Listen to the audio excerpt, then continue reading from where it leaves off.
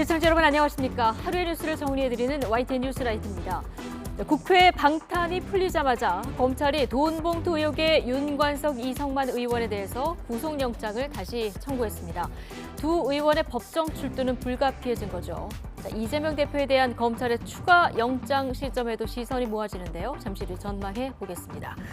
언론은 장악될 수도 없고 할 수도 없다. 공산당 기관지는 언론이라 하지 않는다.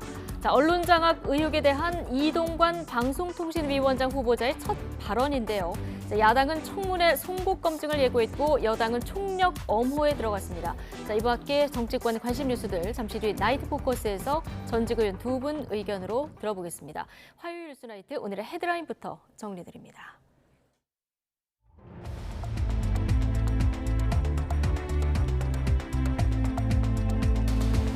네, 8월 1일 화요일 뉴스나이트 주요 뉴스입니다. 오늘 경기도 여주 기온이 38.4도까지 치솟는 등 불볕더위가 기승을 부린 가운데 밤에도 열대야가 이어질 전망입니다.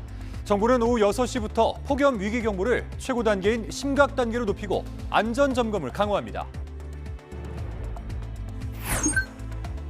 이동관 방송통신위원장 후보자가 첫 출근길에서 야당의 언론 장악 주장을 일축했습니다. 윤석열 대통령이 오늘 이 후보자에 대한 인사청문 요청안을 제가해서 국회로 보낸 가운데 이번 달 중순에 인사청문회가 열릴 것으로 전망됩니다. 윤석열 대통령이 아파트 지하주차장 부실 공사와 관련해서 건설 이권 카르텔을 깨 부숴야 한다고 강조했습니다. 그러면서 다시 문재인 정권을 겨냥하자 야당은 남탓 말고 엉망진창 국정부터 돌아보라고 되받아쳤습니다. 검찰이 민주당 돈봉투 의혹과 관련해서 윤관석, 이성만 의원에 대한 구속영장을 다시 청구했습니다. 현재 비회기 중인 만큼 두 사람은 이번 주 곧바로 구속 전 피의자 신문을 받게 됩니다. 정부가 술값 안정화를 위해서 식당이나 마트에서 공급가보다 더 싸게 술을 팔 수 있도록 했습니다. 천원 소주처럼 술값 할인 경쟁이 가능해졌는데 대형마트들은 아직 조심스러운 분위기입니다. 우크라이나가 러시아의 수도 모스크바를 이틀 만에 다시 드론으로 공격했습니다. 러시아는 크지 않은 재산 피해만 발생했다고 밝혔지만 방공망을 뚫은 공격에 모스크바 시민들의 불안감도 커지고 있습니다. 네, 시청자 여러분 오늘 하루도 어떻게 견디셨습니까? 연일 펄펄 끓는 무더위가 계속되면서 밤에도 열대야가 이어지고 있습니다. 도심을 열 화상 카메라로 보니 열기가 계속 쌓이면서 온통 적색으로 변했습니다. 김민경 기자가 전해드립니다. 구름 낀 남산에서 바라본 서울 도심. 여느 때와 큰 차이가 없지만 열화상 카메라는 뜨거운 열에 휩싸인 모습을 보여줍니다. 건물 표면 온도가 대부분 30도 이상. 노란색과 적색이 섞여 나타납니다. 광화문으로 이동해 세종대왕상 부근을 촬영해봤습니다. 동상 주변 온도는 50도에 육박해 온통 붉게 보입니다. 주변 건물도 뜨거운 열을 계속 내뿜으며 역시 빨갛게 나타납니다. 가만히 있어도 진짜 땀이 줄줄 흐르고 숨이 막힐 정도로 힘듭니다. 여의도 주변 도로에는 뜨거운 열기가 아지랑이처럼 뿜어져 나옵니다. 열화상 카메라에도 뜨거운 아스팔트와 표면에서 나온 열기가 빨갛게 포착됐고 차량은 60도 이상, 흰색도 나타납니다. 무더위에 지친 시민들을 달래줄 여의도 물놀이장. 시원하게 뿜어져 나오는 물이 주변 온도를 낮춰주며 붉은색이 아닌 녹색과 파란색으로 보입니다. 더운 날씨인데도 막상 나오니까 그늘 밑이라 바람 불어 시원하고 아이들 물놀이도 실컷 할 수 있어서 괜찮습니다. 경기도 여주 점동면 기온이 전국에서 가장 높은 38.4도까지 치솟았고 서울도 34.2도로 푹푹 찌는 더위가 맹위를 떨쳤습니다. 전국에 폭염 경보가 내려진 가운데 찜통 더위와 열대야의 기세는 다음 주 후반까지 이어질 걸로 보입니다. YTN 김민경입니다. 행정안전부는 오늘 오후 6시부터 폭염 위기경보 단계를 최고 수준인 심각으로 격상하고 중앙재난안전대책본부 1단계를 가동한다고 밝혔습니다. 위기경보는 관심, 주의, 경계, 심각 4단계로 나뉘는데 지난달 1일 경계를 발령한 데 이어서 한 달 만에 경보 수준을 격상하는 겁니다. 중대본은 관계부처와 지자체의 사회 취약계층과 공사장 근로자, 농업 종사자 등에 대한 안전점검을 강화하고 피해 상황을 실시간 확인할 것을 지시했습니다. 기록적인 폭염이 이어지는 가운데서도 야외 노동자들은 뙤약볕 아래 일터에서 일하고 있습니다. 온열 질환으로 인한 피해를 막기 위해서 긴급 대책을 마련하고 있지만 이 정도 더위를 이겨내기는 쉽지 않습니다. 폭염 속 도심 노동 현장을 유서연 기자가 취재했습니다. 덥고 습한 찜통 더위 속에서 건설 노동자들이 분주하게 움직입니다. 아직 오전인데도 무거운 자재를 나르고 설치하다 보면 얼굴엔 금세 땀방울이 맺힙니다. 옷에 작은 선풍기가 달려있는 여름용 작업복까지 따로 구매해 입었지만 역부족입니다. 이제 땀이 많이 나요. 진짜 땀이 많이 나요. 얻는 거 많이 있어요. 머리 아프고 몸이 피곤해요. 질병관리청에 따르면 올해 온열 질환자 1000여 명 가운데 30% 이상이 실외 작업장에서 발생했습니다. 최근 온열 질환자가 급증하면서 건설 현장마다 폭염 대책을 마련하느라 분주합니다. 공사 현장 한가운데 있는 휴게실에는 물 포도당과 함께 노동자가 에어컨을 쐴 수 있는 공간이 마련돼 있습니다. 요즘 같은 날씨에는 밖에서 걸어 다니는 것 자체가 힘이 들고요. 그럼에도 불구하고 작업은 해야 되는 상황이고 한 10분, 15분이 굉장히 저희한테 큰 힘이 되거든요. 그러면 고용노동부는 육체적 업무 강도가 높은 5개 작업자에게 매시간 10에서 15분의 휴식을 취하도록 권고하고 있습니다. 하지만 권고사항이라 에어컨은커녕 쉴 수 있는 공간조차 제대로 없는 건설 현장이 많습니다.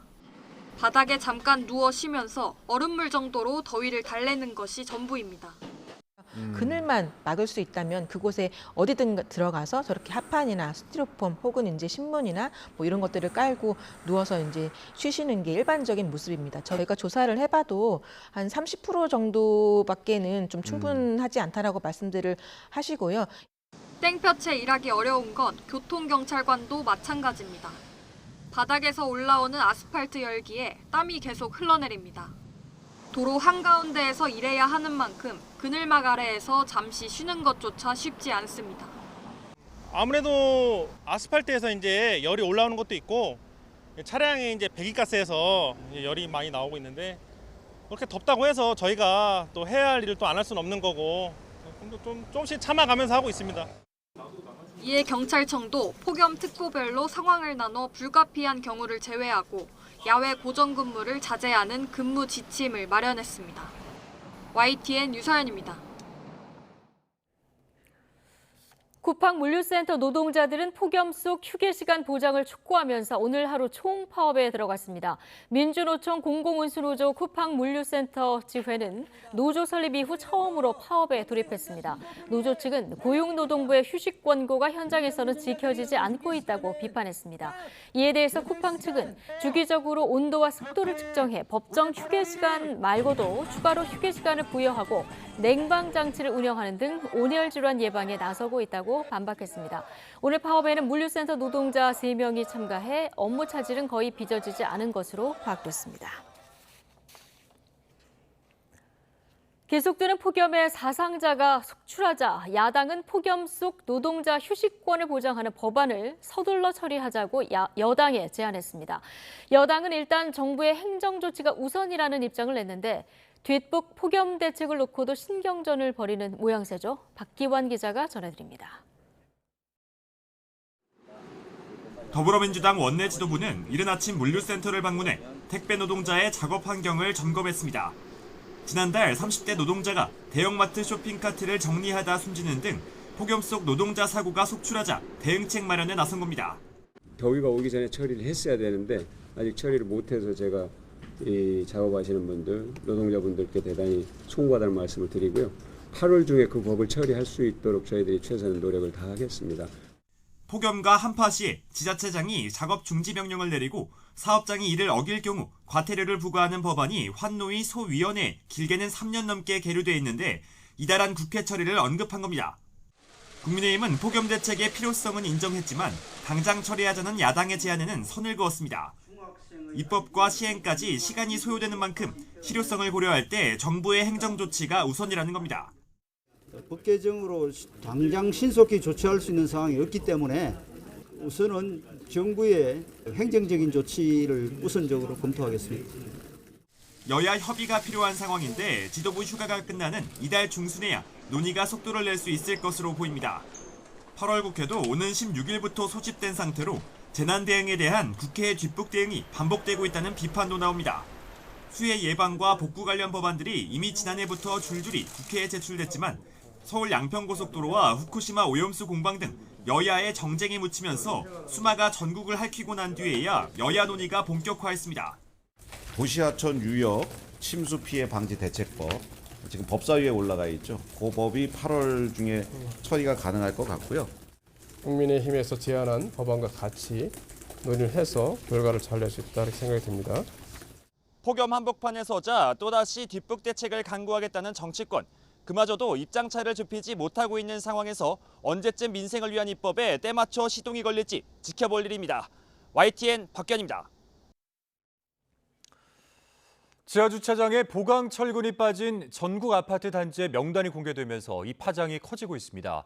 보강 공사를 한다 해도 우려가 큰 가운데 보상 요구와 책임을 묻는 법적 분쟁도 잇따를 것으로 보입니다. 윤혜리 기자의 보도입니다. 지난해 4월 380세대가 입주한 경기 남양주에 있는 아파트 단지입니다. 이곳 지하주차장은 지난 4월 붕괴 사고가 발생한 인천 검단 아파트와 똑같은 무량판 구조로 시공됐습니다. 국토부 조사 결과 기둥 302개 가운데 126개에서 보강 철근이 빠진 사실이 드러났습니다. 현재 이 기둥 양 옆에는 안전 확보를 위한 가설 지지대가 설치돼 있습니다. 이 기둥 머리부에 강제 철판을 덧대 지지력을 확보하는 방식으로 보강 공사가 진행될 예정입니다. 발주처인 LH는 이번 달 중 입주민 설명회를 열고 보강 공사 일정을 협의할 계획입니다.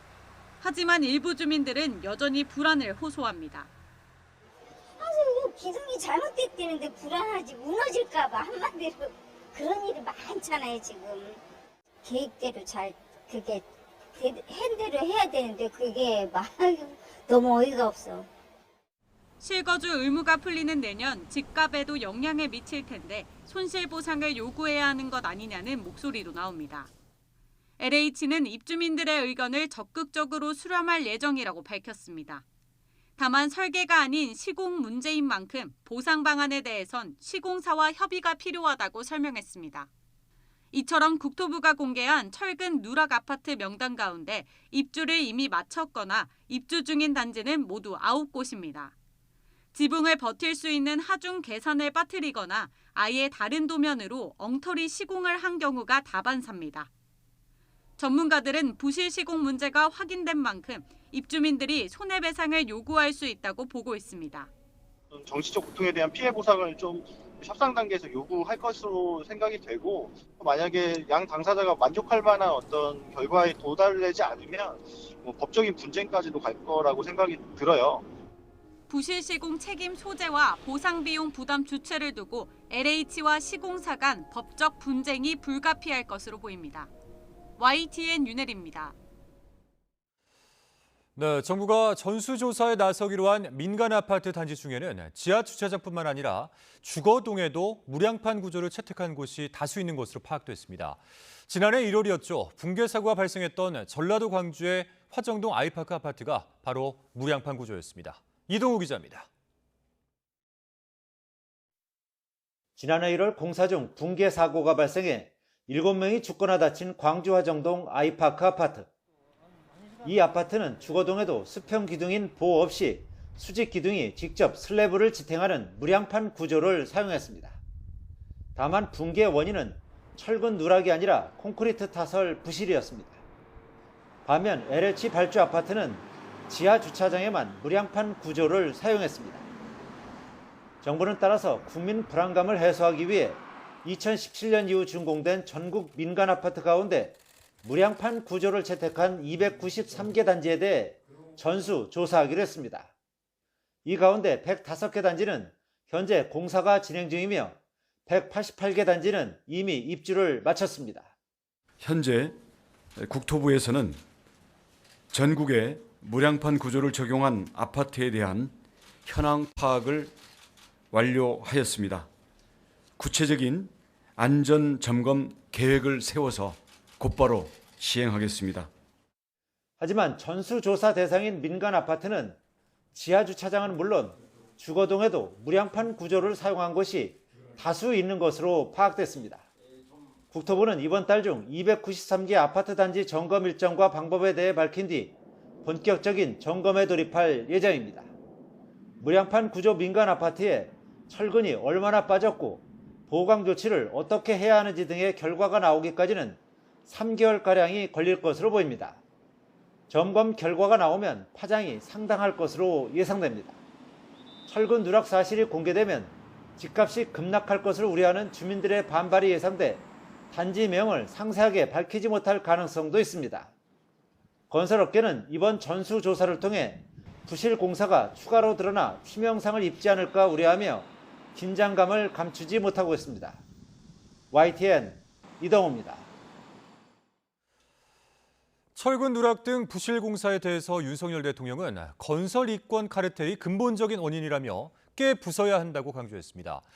사실상 지난 정부를 겨냥한 발언인데 야당은 남 탓하지 말고 지난 1년 국정부터 돌아보라고 반박했습니다. 박소정 기자입니다.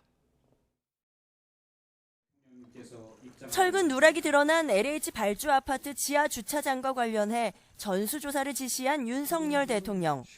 국무회의에서 무량판 공법의 설계와 시공, 감리까지 모든 분야에서 부실이 드러났다고 지적했습니다. 그러면서 지난 정부를 정조준했습니다. 무량판 공법 지하 주차장은 모두 우리 정부 출범 전에 설계 오류, 부실 시공, 부실 감리가 이루어졌습니다. 정부는 무량판 시공이 문재인 정부 때인 2017년부터 널리 쓰이기 시작했다고 보고 있습니다. 윤 대통령은 문제의 근본 원인이 건설 이권 카르텔에 있다고 규정한 뒤 이렇게 주문했습니다. 국민 안전을 도외시한 이권 카르텔은 반드시 깨부숴야 합니다. 반카르텔 정부라는 기치를 든 윤 대통령은 지난 국무회의에서는 이권 카르텔의 정치 보조금을 전부 삭감해 수해 복구에 투입하라 지시했습니다. 또 수능 킬러 문항의 배경으로 사교육 이권 카르텔을 지목하자 국세청은 학원가에 대한 세무조사에 들어갔습니다. 국민의힘은 이에 호흡을 맞춰 건설 이권 카르텔의 비정상적 관행뿐 아니라 문재인 정권의 이권 카르텔을 국정조사로 모두 파헤치겠다 목소리를 높였고 더불어민주당은 철근 누락 문제를 막을 강화책을 마련하겠다 약속하면서 윤 대통령을 향해서는 옹졸하게 남 탓하지 말고 엉망진창인 국정부터 돌아보라 꼬집었습니다. 국정조사 등 모든 수단을 통해 자신들의 이익을 위해 국민 안전을 담보로 삼은 행태에 대해 반드시 밝혀낼 것입니다. 남탓 전문 윤석열 대통령은 본인 임기 동안 벌어진 재난 참사에 어떻게 대응했습니까? 국민들께 진심으로 사과한 적은 있습니까? 윤 대통령이 각종 사안마다 반카르텔 기조를 확연히 하며 문재인 정부를 겨냥한 만큼 이를 둘러싼 정치권 공방은 더욱 거세질 것으로 보입니다. YTN 박소정입니다. 다음 소식입니다. 지난주 금요일 방송통신위원장에 지명된 이동관 후보자가 오늘 인사청문회 준비를 위해서 첫 출근을 했습니다. 야권과 일부 언론이 제기하는 언론 탄압 프레임을 의식한 듯 첫 일성으로 언론은 장악될 수도 없고 장악해서도 안 된다는 언론가를 밝혔습니다. 먼저 류한홍 기자입니다. 지명 후 나흘 만에 정부 과천청사 외곽에 마련된 사무실로 첫 출근을 한 이동관 방송통신위원장 후보자. 자신을 향한 언론 탄압 프레임을 부정하듯 원론적인 언론관을 첫 일성으로 밝혔습니다. 반드시 제가 말씀드리고 싶은 것은 언론은 장악될 수도 없고 또 장악해서도 안 된다. 그런 영역이라고 생각을 합니다. 다만 자유에는 반드시 책임이 뒤따라야 됩니다. 이 후보자는 공산당 기관지를 언론으로 부르지 않는다며 언론은 사실과 진실을 전달해야지 주장을 전달해선 안 된다고 강조했습니다. 소위 기관지 같은 언론이 지금 있다라고 생각하시고 있다라고 생각하시면 어떤 언론이 좀 그런 언론이라고 생각하시는지요? 그거는 이제 국민들이 판단하시고 본인들이 잘 아시리라고 생각합니다. 이어 가짜 뉴스를 전파하는 것 또한 언론의 본 영역을 이탈하는 것이라고 말했습니다. 이동관 후보자에 대한 언론의 큰 관심을 반영하듯 이 후보자 사무실 주변에는 이른 아침부터 많은 취재진이 몰려들어 뜨거운 취재 열기를 드러냈습니다. 이 후보자가 인사청문회 준비에 착수한 가운데 지명 철회를 촉구하는 야권은 철저한 검증을 예고했습니다. 방통위 주변에선 김효재 방통위원장 직무대행과 김현 위원 임기가 끝나는 오는 23일쯤 이 후보자가 취임할 것이란 예상이 나오고 있습니다. 야권이 언론장악 시도라고 비판하는 KBS 이사진과 MBC 대주주인 방송문화진흥회 이사진 교체 작업도 속도를 낼 것으로 관측되고 있습니다. YTN 유환홍입니다. 네, 이동관 방송통신위원장 후보자가 사무실로 출근하며 국회 인사청문회 준비를 본격화하자 정치권의 공방은 더욱 가열되고 있습니다. 앞서 보신 이 후보자의 출근길 발언을 두고 야당은 소름 끼치는 언론 장악 의도가 엿보인다 이렇게 비판했고 여당은 방송농단은 문재인 정권의 전공 아니었느냐 이렇게 맞섰습니다. 정현호 기자의 보도입니다. 이동관 방송통신위원장 후보자가 인사청문 준비단 사무실에 출근한 첫날 국민의힘은 이 후보자 업무에 더욱 적극적으로 나섰습니다. 언론 장악은 불가능하다는 출근길 발언에 방점을 찍으며 편향된 언론 지형을 정상화하겠다는 의지를 드러냈다고 힘을 실었습니다. 방송 탄압용 인사라고 비난하는 야권 주장에 대해선 문재인 정부에서 방송을 장악해 쌓아올린 기득권이 무너질까 걱정되느냐고 쏘아붙였는데 사돈난말을 하고 있습니다. 자신들의 들보는 보지 못하고 남의 잘못만 덜쳐내는데 급급하고 있습니다. 방송 장악은 문재인 정권에서 자행된 것입니다. 자녀 학폭 의혹 등 가족 논란에 대해서도 새로 밝혀지는 내용은 없다며 감쌌습니다.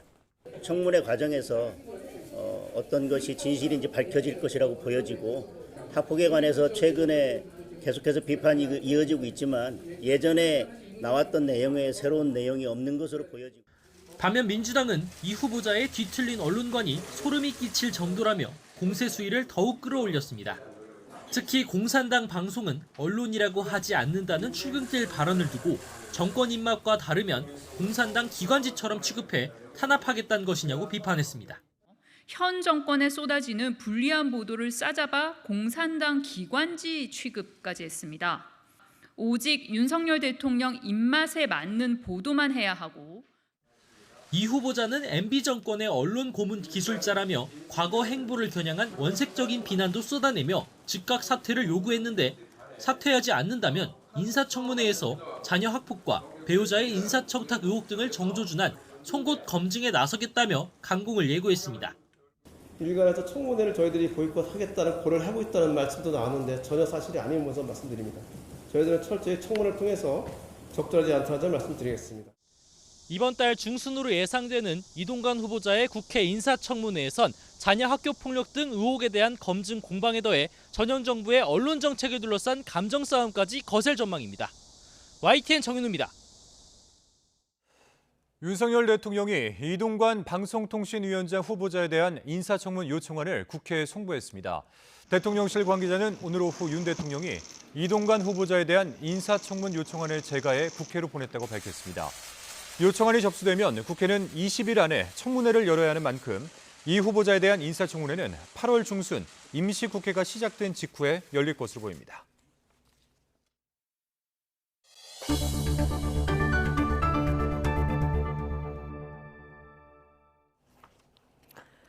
더불어민주당 전당대회 돈봉투 의혹을 수사하는 검찰이 윤관석, 이성만 의원의 구속영장을 다시 청구했습니다.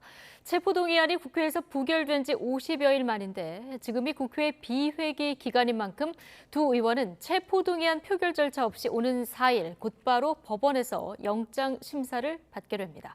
김혜린 기자입니다. 윤관석, 이성만 의원에 대한 검찰의 첫 번째 신병 확보 시도는 국회 문턱을 넘지 못했습니다. 지난 6월 체포동의안이 부결되면서 구속영장이 자동으로 기각됐기 때문입니다. 부결되었음을 선포합니다. 이로부터 50여일 만에 검찰은 두 의원의 구속영장을 다시 청구했습니다. 두 번째 영장 시도에서 달라진 건 국회가 회기 기간이 아니란 겁니다. 국회의원 불체포 특권은 회기 중에 발효되는 만큼 두 의원은 체포동의안 표결을 거치지 않아도 돼 바로 오는 4일 구속영장 심사가 잡혔습니다. 두 의원에게는 민주당 전당대회 당시 송영길 전 대표의 당선을 위해 금품을 살포하는 데 관여한 혐의가 적용됐습니다. 특히 검찰은 윤 의원의 경우 현역 의원들을 상대로 한 금품 살포를 지시하고 300만 원씩 든 봉투 20개를 의원들에게 제공해 범행을 주도한 정도가 크다고 봤습니다. 검찰 관계자는 유례없는 대규모 금품 살포가 이루어진 범행인 만큼 구속영장 재청구가 불가피했다고 설명했습니다. 이 의원의 구속영장 청구서에서도 검찰은 사건 관계인을 회유하거나 진술 담합을 모의하는 등 증거인멸 우려가 커 구속수사가 필요하다고 강조했습니다. 하지만 이 의원은 검찰의 영장 재청구 사유에 공개적으로 반발하고 나섰습니다. 피의자로 지목되면 자신을 향한 혐의 제기 앞에 침묵을 지켜야 하고 검찰 수사의 부당성을 항변하면 구속이 돼야 되는 겁니까? 윤 의원 역시 검찰이 국회 비회기를 정치적으로 활용했다며 반헌법적인 꼼수 영장에 맞서겠다고 거세게 비판했습니다. 두 의원의 구속 여부는 오는 4일 구속 전 피의자 신문을 거쳐 판가름 나는 가운데 검찰은 두 의원의 신병을 확보하는 대로 수수 의원 특정 작업에도 속도를 낼 계획입니다. YTN 김혜린입니다. 음식점에서 파는 소주 한 병 값이 많게는 6,000원까지 올랐습니다. 술과 인플레이션이 합쳐진 술플레이션이라는 말까지 나오고 있는데요. 국세청이 물가 안정을 위해서 음식점과 마트 등 소매점에서 술을 구입 가격 이하로 팔 수 있도록 허용했습니다. 보도에 이승은 기자입니다. 국세청은 지난달 27일 소매점에서 술을 구입 가격보다 낮은 값에 팔 수 있다는 내용의 공문을 주류업계에 보냈습니다. 기념일과 행사 등을 이유로 소비자에게 술을 할인 판매할 수 있는지 묻는 한국주류산업협회 질의에 구입가보다 낮은 값에 할인 판매할 수 있다는 회신을 보낸 겁니다. 현재 국세청 고시에는 술 소매업자는 거래 질서 확립을 위해 구입 가격 이하로 팔 수 없다고 돼 있습니다. 주류 거래 질서 확립이라는 전제가 붙어 있지만 업계는 구입 가격 이하로 술값을 할인 판매해서는 안 된다는 것으로 엄격하게 해석해 왔습니다. 국세청의 이 조항에 대해 융통성 있는 유권 해석을 내놓은 건 할인 경쟁을 유도해 물가 상승 부담을 완화하기 위해서입니다.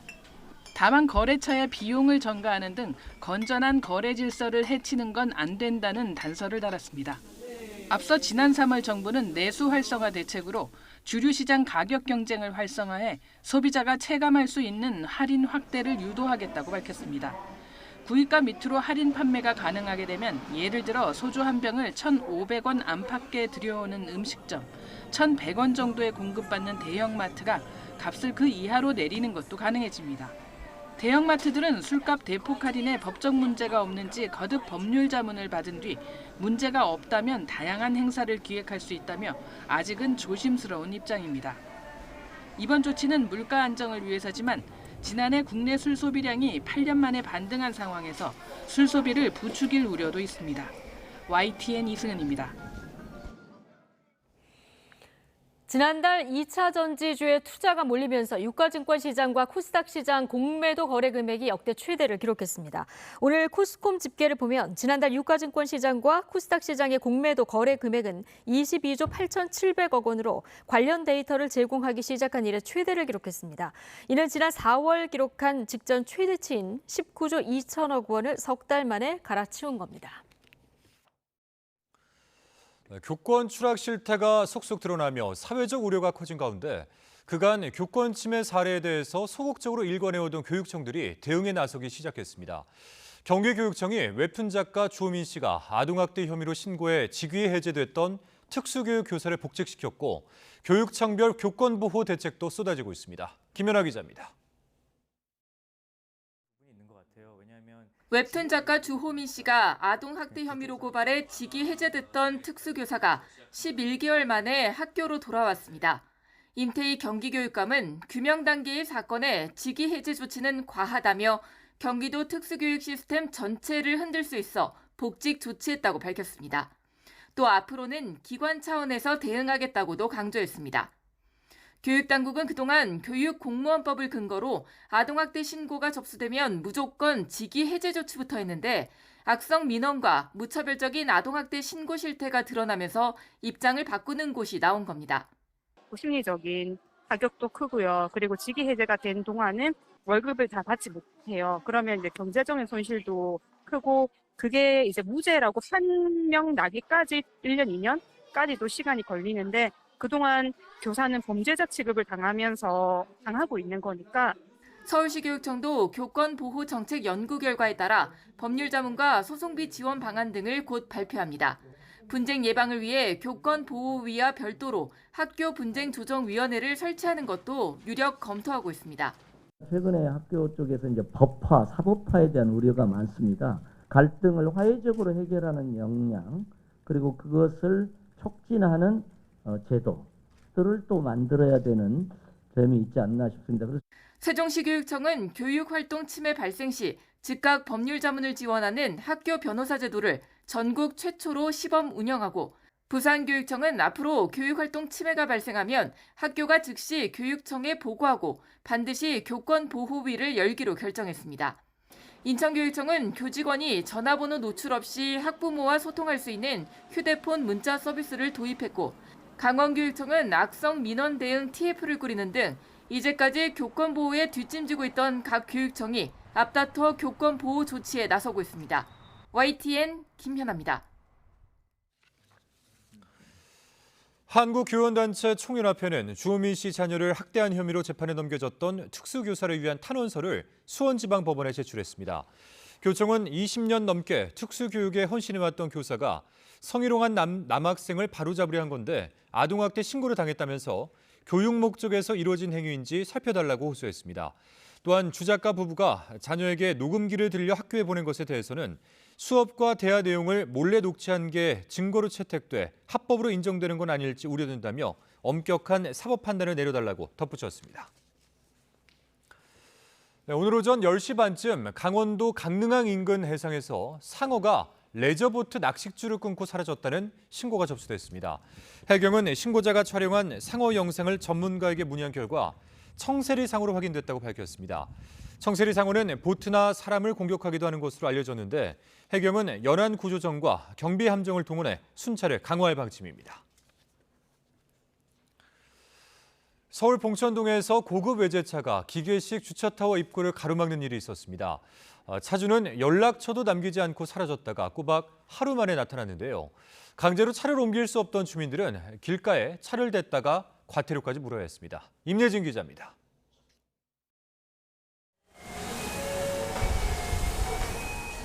기계식 주차타워 입구에 검정색 고급 외제차가 삐딱하게 서 있습니다.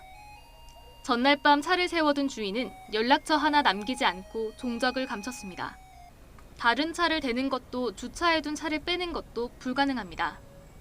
주민들은 어쩔 수 없이 길가에 주차했다가 과태료까지 물어야 했습니다.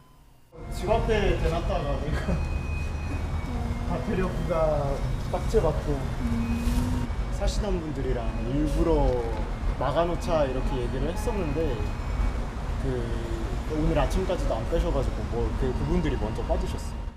밤새도록 요란하게 울리는 주차타워 오작동 알림음에 밤잠까지 설쳤습니다. 다음 날 출근 시간이 한참 지나도록 차주인이 나타나지 않아 불편은 더 커졌습니다. 저게 차가 또 고가다 보니까 견인차를 부른다고 하더라도 견인이 잘 안 돼요. 흠집이라도 내거면 자기네들이 다시 배상을 해야 되는 문제가 있어요.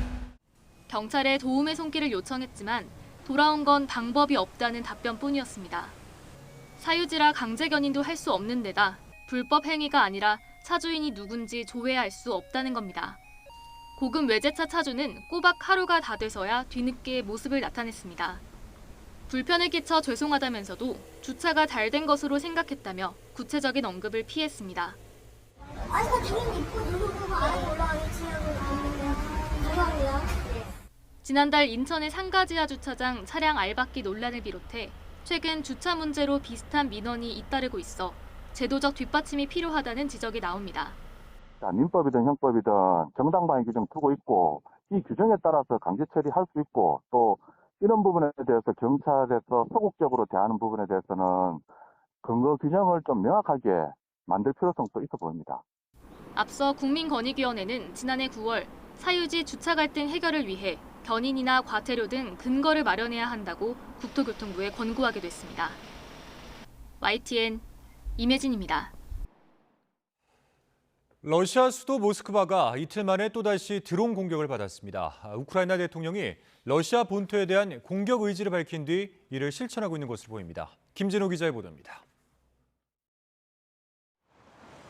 모스크바의 서쪽에 있는 모스크바 시티 지역이 또 드론 공격을 받았습니다.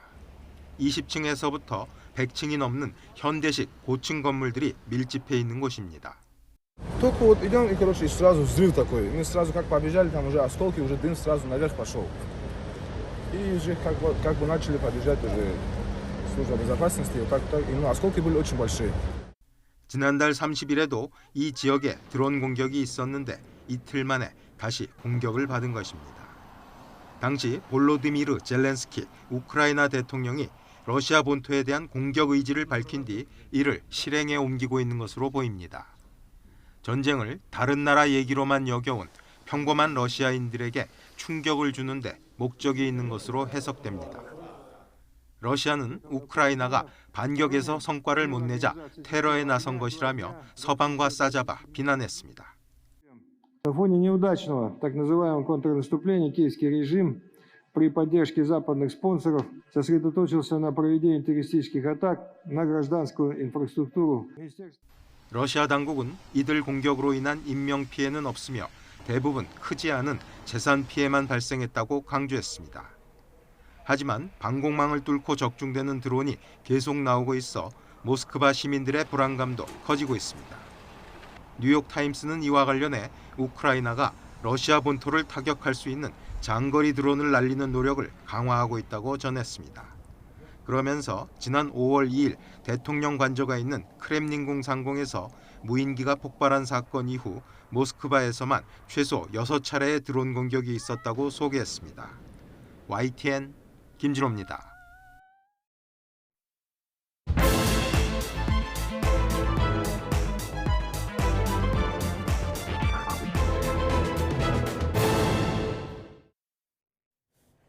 정치권 관심 뉴스들 진단해보는 나이트 포커스. 오늘은 정봉주, 김용남 전직 의원 두 분 모셨습니다. 어서 오십시오. 네, 안녕하세요. 안녕하십니까.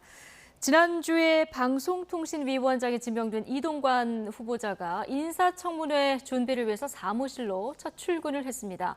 언론 장악 의혹에 대한 첫 입장도 나왔는데요. 이 얘기 직접 듣고 오시겠습니다.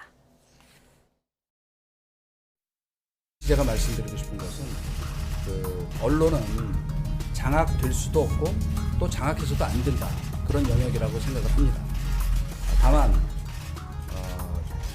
자유에는 반드시 책임이 뒤따라야 됩니다. 그래서 무책임하게 가짜뉴스를 퍼날른다든가 특정 진영의 정파적인 이해에 바탕한 논리나 주장을 무책임하게 전달하는 것은 언론의 본 영역에서 이탈한 것이다. 이렇게 생각합니다. 능수능란하게 했던 이 공산당의 신문이나 방송을 저희가 언론이라고 얘기하지 않습니다. 공산당의 신문이나 방송을 저희가 언론이라고 얘기하지 않는다. 언론은 장악될 수도 없고 해서도 안 된다. 다만 자유에는 책임이 따른다.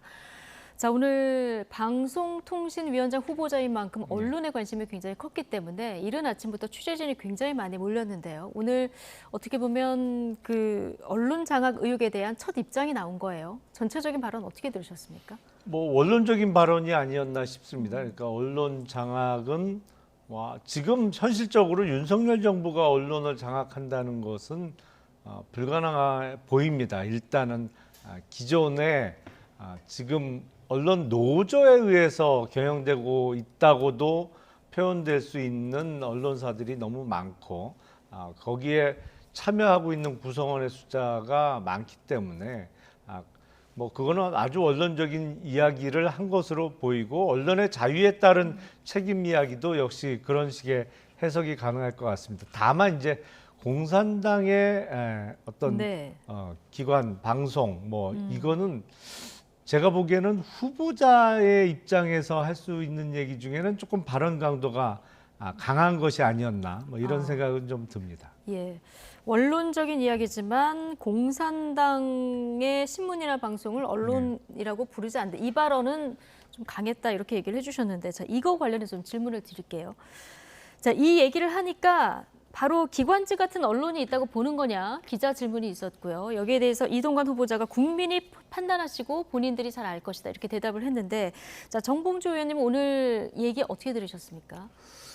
그러니까 이제 언론의 문제라고 하게 되면 이제 편집권이 그 사측으로부터 경영진으로부터 독립이 되어 있냐라고 하는 걸 이제 노조 활동을 할 때나 언론을 봤을 때 언론의 자유가 보장되고 있습니까라고 할 때 이제 가장 편집권의 독립이 가장 문제가 되는 거거든요. 예를 들어서 각 언론 미국에도 보게 되면 언론 자유가 발달한 나라도 보수적 성향을 펴는 언론도 있고 진보적 입장을 펴는 언론도 있거든요.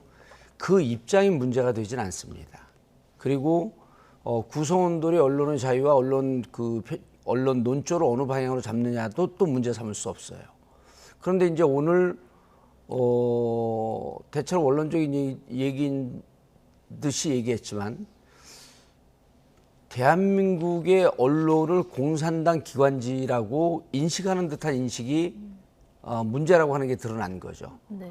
그러니까 당 기관지는 그냥 기관지입니다. 당의 입장을 대변하는 거거든요. 그런데 지금 대한민국 언론 중에 당의 입장을 대변하는 기관지인 듯한 성격을 띠는 곳이 있다 이렇게 보는 거예요. 그러니까 이게 보수 입장 낼 수 있거든요. 진보 입장 낼 수 있죠. 또 그 언론사 내부에서 기자들에 따라서 여러 성향이 나뉠 수도 있는데 그거는 기본적으로 사상의 자유, 언론의 자유에 다 해당되는 부분입니다. 어떻게 할 수 없는 거거든요. 이동관 후보자가 지금 우리의 언론을 대단히 이념의 잣대를 갖고 들이대고 있다. 그리고 공산당 기관지 이거 좀 전근대적인 인식이거든요. 그래서 저는 앞으로 갈 길이 좀 멀다 이렇게 느껴집니다. 앞으로 갈 길이 멀다 이렇게 느껴진다 말씀하셨는데 그 기자가 그 부분에 대해서 공산당 신문 기관지라고 어디 겨냥한 발언이냐라고 물으니까 답을 회피했단 말이에요. 국민이 판단할 문제라고. 네. 그러니까 본인이 한 부분에 대해서도 사실은 확신이 없었던 거죠. 다만 좀 강도 높게 좀 정면적으로 좀 정면을 치고 나가야 되겠다. 네. 이런 인식만 좀 보이지 않았나 이렇게 보입니다. 네. 자, 야당은 당장 대통령 입맛에 맞는 보도만 해야 한다는 거냐, 안 그러면 공산당 기관지가 되는 거냐 이런 이제 비판을 하고 있는 상황인데요. 무책임하게 가짜뉴스 퍼나르면 당연히 안 되죠. 당연히 안 되는데 이 가짜뉴스하고 검증, 비판, 보도 사이에서 어떤 진영 사이에서 봤을 때는 이게 약간 경계선상에 좀 애매한 부분들이 있거든요. 근데 지금 물론 일부 언론기관의 문제입니다만 특정 정치 세력을 위한 또는 특정 정치 세력에 반대하기 위한 선전선동의 전위 부대처럼 활동하는 측면이 분명히 있거든요. 그리고 그게 대단히 조직적이고 그리고 어떤 노조라는 형태를 통해서 사실 몇 년 동안 그 회사의 경영까지 좌지우지할 만큼 강한 영향력을 끼치고 있었기 때문에 아마 그거를 표현하는 과정에서 보다 직설적인 공산당의 신문 방송 이런 용어가 사용된 것으로 보이고요. 물론 언론의 자유는 상당히 비판적인 영역을 확보할 수 있는 자유일 수밖에 없는 것이죠. 다만 그게 팩트에 의존하지 않은 내지는 일부러 팩트를 왜곡시켜서 전달하는 경우가 있어서는 안 되겠다는 것이고 네. 아마 그런 입장에서 이동관 후보자의 발언이 나온 것으로 이해가 됩니다. 네. 자, 국민의힘은 이동관 후보자에 대해서 총력 엄호에 들어갔고요. 민주당은 강도 높은 현미경 검증을 단단히 벼르고 있는 상황입니다. 여야 입장 듣고 오시겠습니다. 지금 방송통신위원장이 공석으로 있는 이유는 한상혁 위원장이 종편 재승인 평가에 대한 점수를 조작했다는 문제 때문에 결과적으로 자리에 물러나서 재판을 앞두고 있는 것 아닙니까? 결과적으로 그럼 문재인 정부에서 일어났던 일들은 실질적인 행위까지 이뤄졌는데 이런 엄청난 일들에 대한 책임은 도대체 어떻게 질 것인가에 대한 형평성의 문제. 왜 방통위원장의 이동관 후보자입니까? 라고 했더니 산적한 현안을 해결하려면 전문성. 왜 웃으세요? 전문성이라고 그러셨어요. 네, 전문성. 80년대 신문기자 출신이 무슨 전문성을 갖고 있어요. MB 정권에서 네. 뭘 했는지 다 아시잖아요. 정확하게 방송, 언론 탄압 혹은 조작 이런 데 선수로 알려져 있죠. 네. 지금 민주당 민영배 의원 얘기 들어보셨지만 80년대 신문기자 출신이 무슨 전문성이 있냐 뭐 이런 비판까지 나왔고요. 국민의힘은 문재인 정권에서 오히려 방송 장악한 거 아니냐. 자, 이렇게 얘기를 하고 있는 상황인데요. 자, 민주당에서 청문회 보이콧 할 거다 이런 보도가 나왔는데 오늘 민주당에서 그거 논의된 적도 없고 송곳 검증할 거다 이렇게 지금 예고를 한 상황이거든요. 어떤 부분에 화력이 좀 집중이 될까요?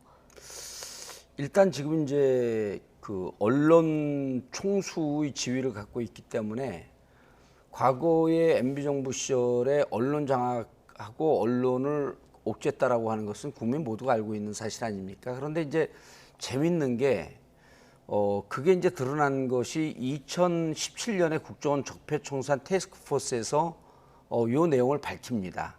일테면 방송사 지방선거기획단 구성, 실태 및 고려사항 이런 걸 통해 갖고 방송사를 장악하려고 했던 흔적이 있었죠.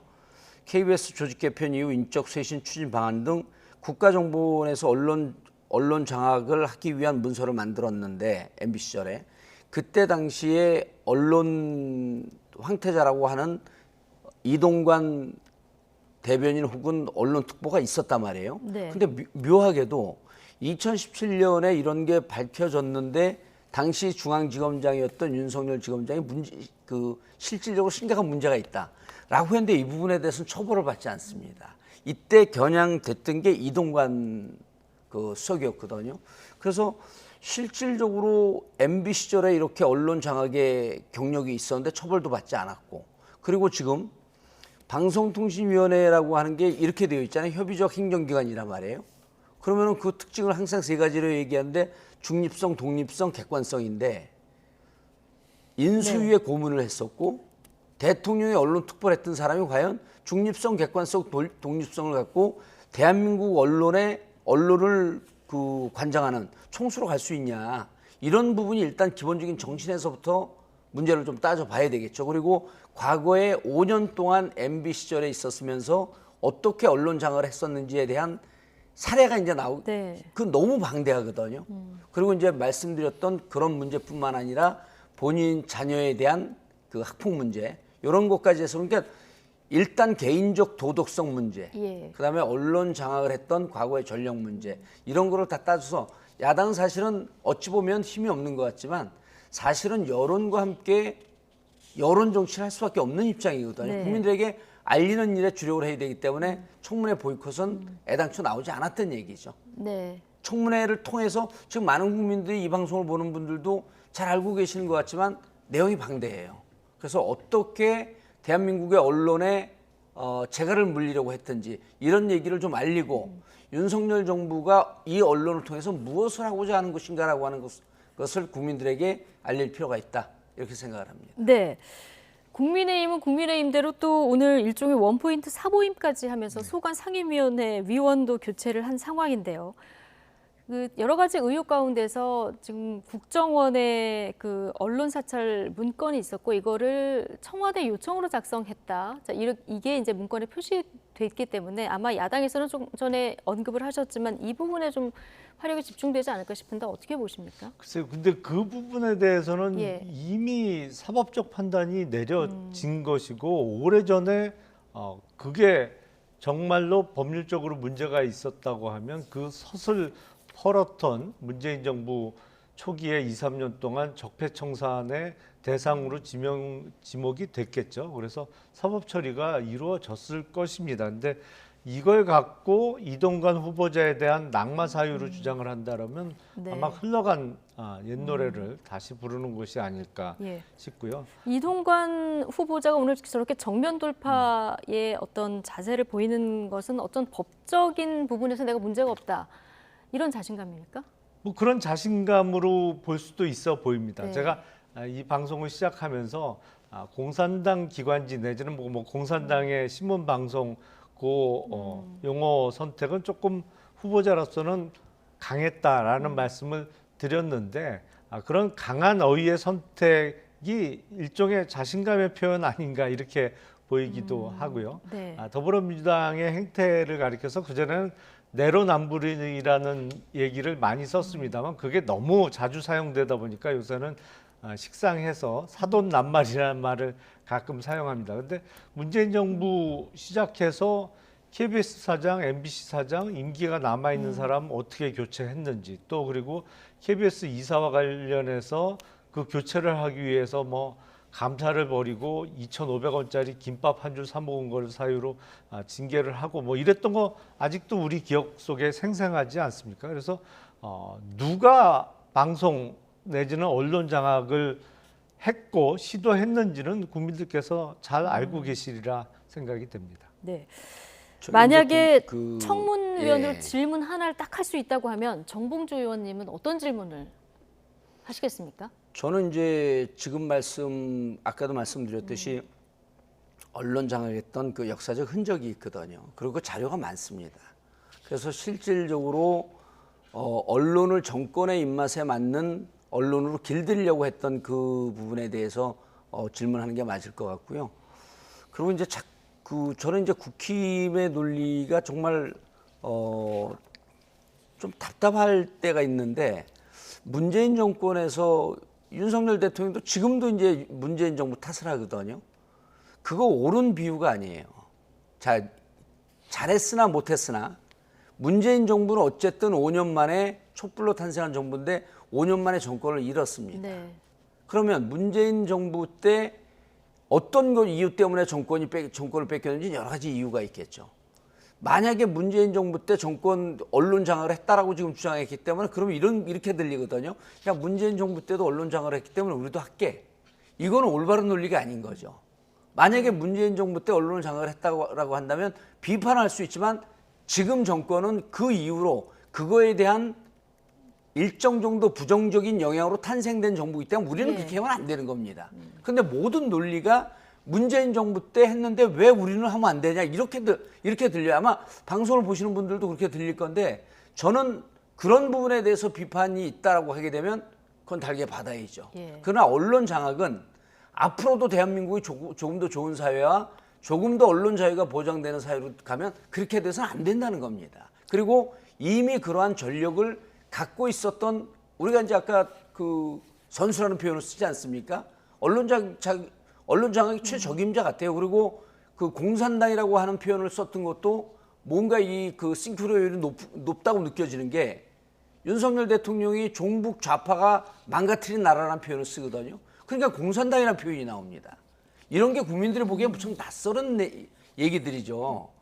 흘러간 노래라고 하는 것은 이런 겁니다. 그래서 우리가 보기엔 더 나은 언론 자유로 가기 위해선 이런 사람들이 있으면 안 된다. 그런 말씀을 드리는 겁니다. 제가 초반에 말씀을 드렸습니다만 사실은 윤석열 정부에서 언론을 장악한다는 건 현실적으로 가능하지도 않습니다. 왜냐하면 그만큼 뿌리 깊게 자리를 잡고 있기 때문이죠. 다만 윤석열 정부에서 할 수 있는 것은 잘못되어 있는 이런 기존의 상황을 조금이나마 정상화시키려는 시도를 하는 것이고 그러기 위해서는 특정 이념으로 사로잡힌 언론 노조가 지금 좌지우지하고 있는 언론사를 조금이라도 경영적인 측면에서도 또 그리고 언론의 본래 사명인 진실 보도라는 측면에서도 바로잡을 수 있도록 노력하는 것뿐이지 윤석열 정부에서 지금 언론 장악이 되겠습니까? 네, 자 인사청문 요청서 오늘 윤석열 대통령이 국회에 제출했고 20일 안에 청문회가 열려야 되기 때문에 아마 8월 중순쯤에 청문회가 열릴 것 같은데요. 그야말로 여야의 불꽃 튀는 공방이 예상되는 상황입니다. 아마 저희도 아마 중계를 하지 않을까 싶은데요. 자, 이 얘기 여기까지 하고 다음 주제 넘겨보겠습니다. 민주당 돈봉투 의혹을 수사하고 있는 검찰이 윤관석, 이성만 의원에 대해서 구속영장을 재청구했습니다. 이게 국회에서 체포동의안이 한 차례 부결됐잖아요. 그리고 50여일 만인데 이번에 청구한 거는 지금 기간을 봤더니 비회기 기간이에요. 이거 검찰이 이 기간에 일부러 청구를 한 걸까요? 아니면 딱 우연히 맞은 걸까요, 시점이? 아무래도 지난번에 체포동의안이 부결된 이후에 기소나 불기소 처리를 안 하고 들고 있었죠. 물론 뭐 불기소의 가능성은 거의 제로에 가깝습니다. 왜냐하면 구속영장을 쳤던 사건이기 때문에 기소를 안 하고 들고 있었는데 그 50일 기간 동안 아무래도 증거 보강이나 뭐가 더 이루어졌겠죠. 그리고 이번에 불체포 특권의 남용에 대한 국민적 비판이 너무 높아지자 더불어민주당이 약 20일이 조금 안 되는 기간 동안 비회기를 잡기로 했어요. 그러니까 거의 1년 만에 비회기가 한 20일 정도 잡히게 된 것인데 그러다 보니까 국회 회기 중에만 활용할 수 있는 불체포 특권이 금지되는, 금지라기보다는 뭐 불체포 특권을 사용할 수 없는 기간인 비회기에 영장 청구가 이루어진 것이고,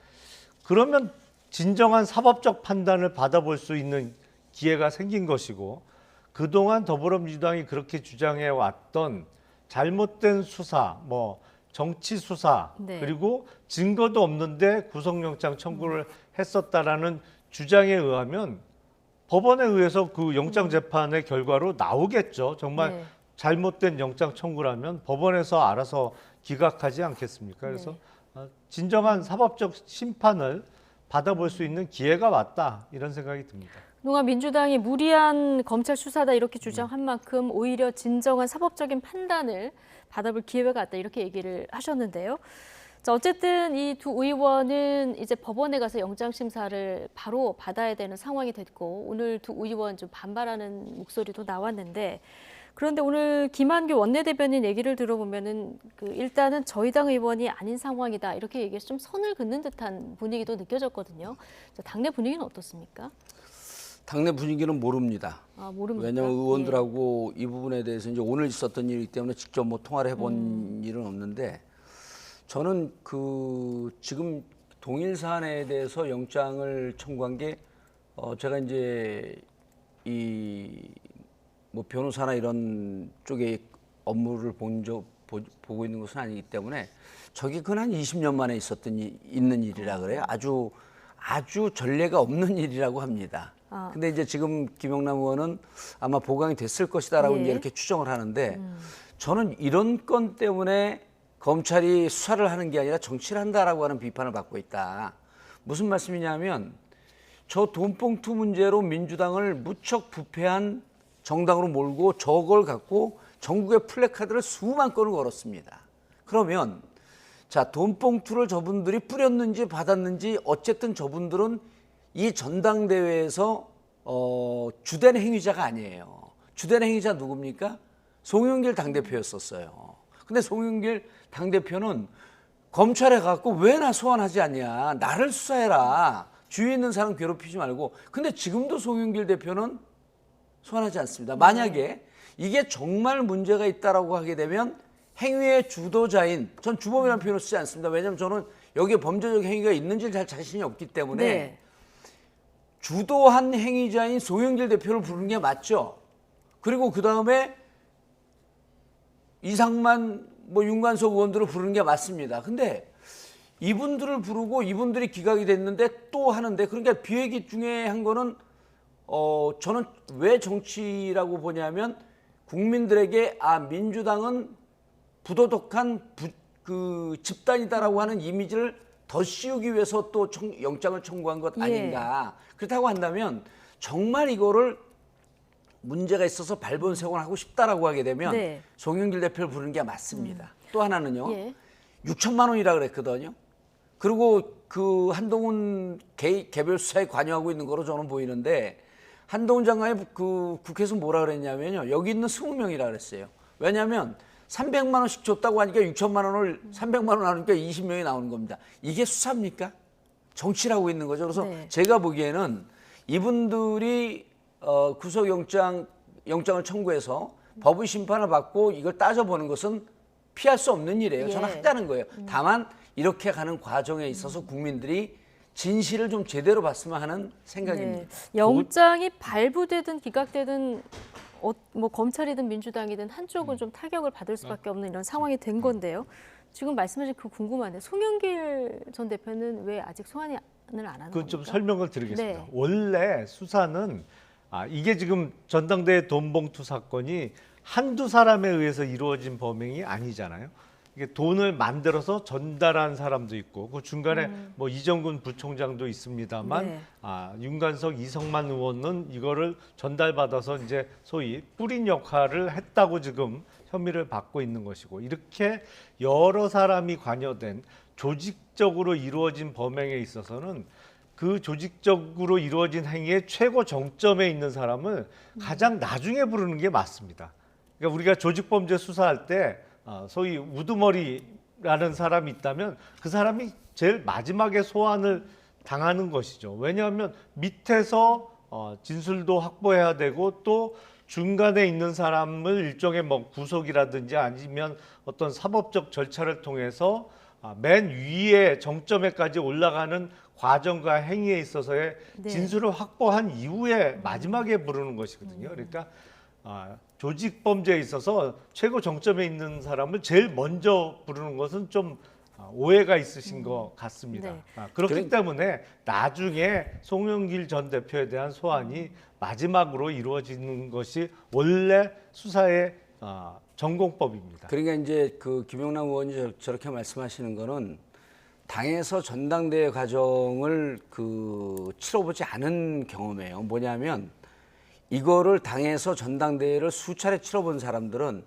지금 조직적인 범행이라고 그랬잖아요. 검찰 주장이거든요. 그리고 그것이 조직적인 범행인지 아닌지 다만 지금은 이제 피의자 혐의만 있을 뿐이에요. 예. 그렇다고 한다면 요 진실을 주위에 조직적인 범행이라고 단정하고 접근한 거 아닙니까? 가장 잘하는 사람이 누굴까요? 송영길 대표예요. 예. 아니 자, 전당대회 당대표 출마해 보신 적 없으시잖아요. 없기 때문에 정확하게 합니다. 아니, 근데 전당대회를요. 뭐 본인도 안 해보셨으면서 뭘 전당대회를 남이 경험 없어서 그렇게 좀 모른다 모르는 그래요. 거 알려주면 좀 그런가 보다 좀 끄떡끄떡 안 있어요. 해보셨잖아요, 뭐냐면 본인도. 전당대회를 네. 20회를 기획을 했어요, 제가. 그리고 전당대회가 어떤 구조로 흐르는지 알게 되면 조직적인 범행이란 표현을 못 써요. 정치하는 사람은 이 전당대회에서 설사 돈봉투가 오갔는지는 어쩐지 모르지만 정치하는 사람이 전당대회에 그러한 행위에 대해서 조직적인 범행이다? 이러면 정치 못합니다. 네.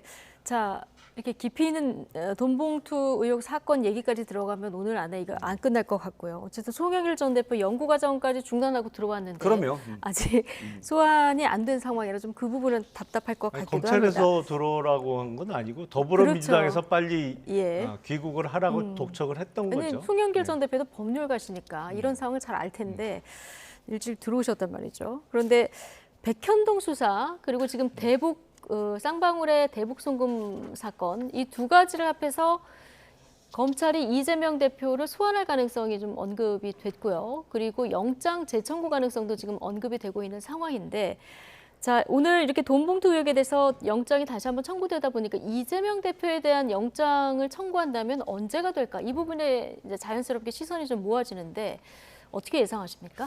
저는 영장 청구하고는 쉽겠지만 네. 영장 청구 못할 거라고 봅니다. 아예 영장 청구 자체를 못할 예, 거다. 저 백현동은 예. 잘 모릅니다. 그리고 지금 언론의 관심사로 뜨고 있는 게 이제 이화영 그 쌍방울 네. 800만 불 대북 송금 건인데 이거는 중요한 게 증거는 없습니다. 뭐 북한 노동당 압수수색 못할 거 아닙니까? 그리고 북한에서 돈 받았다라고 하는 사람 증인을 못 세울 거 아니에요? 그렇다고 한다면 결국은 쌍방울 측 증언은 중요하지 않습니다. 왜냐하면 쌍방울 같은 경우는 검찰이 기소하는 과정에서 여러 가지로 봐줬다라고 하는 정황이 나오고 있기 때문에 쌍방울 증언은 별로 신뢰할 수가 없습니다. 그렇다고 한다면 당시 평화부지사로 있었던 이화영 부지사의 발언을 확보를 해야 되는 거거든요.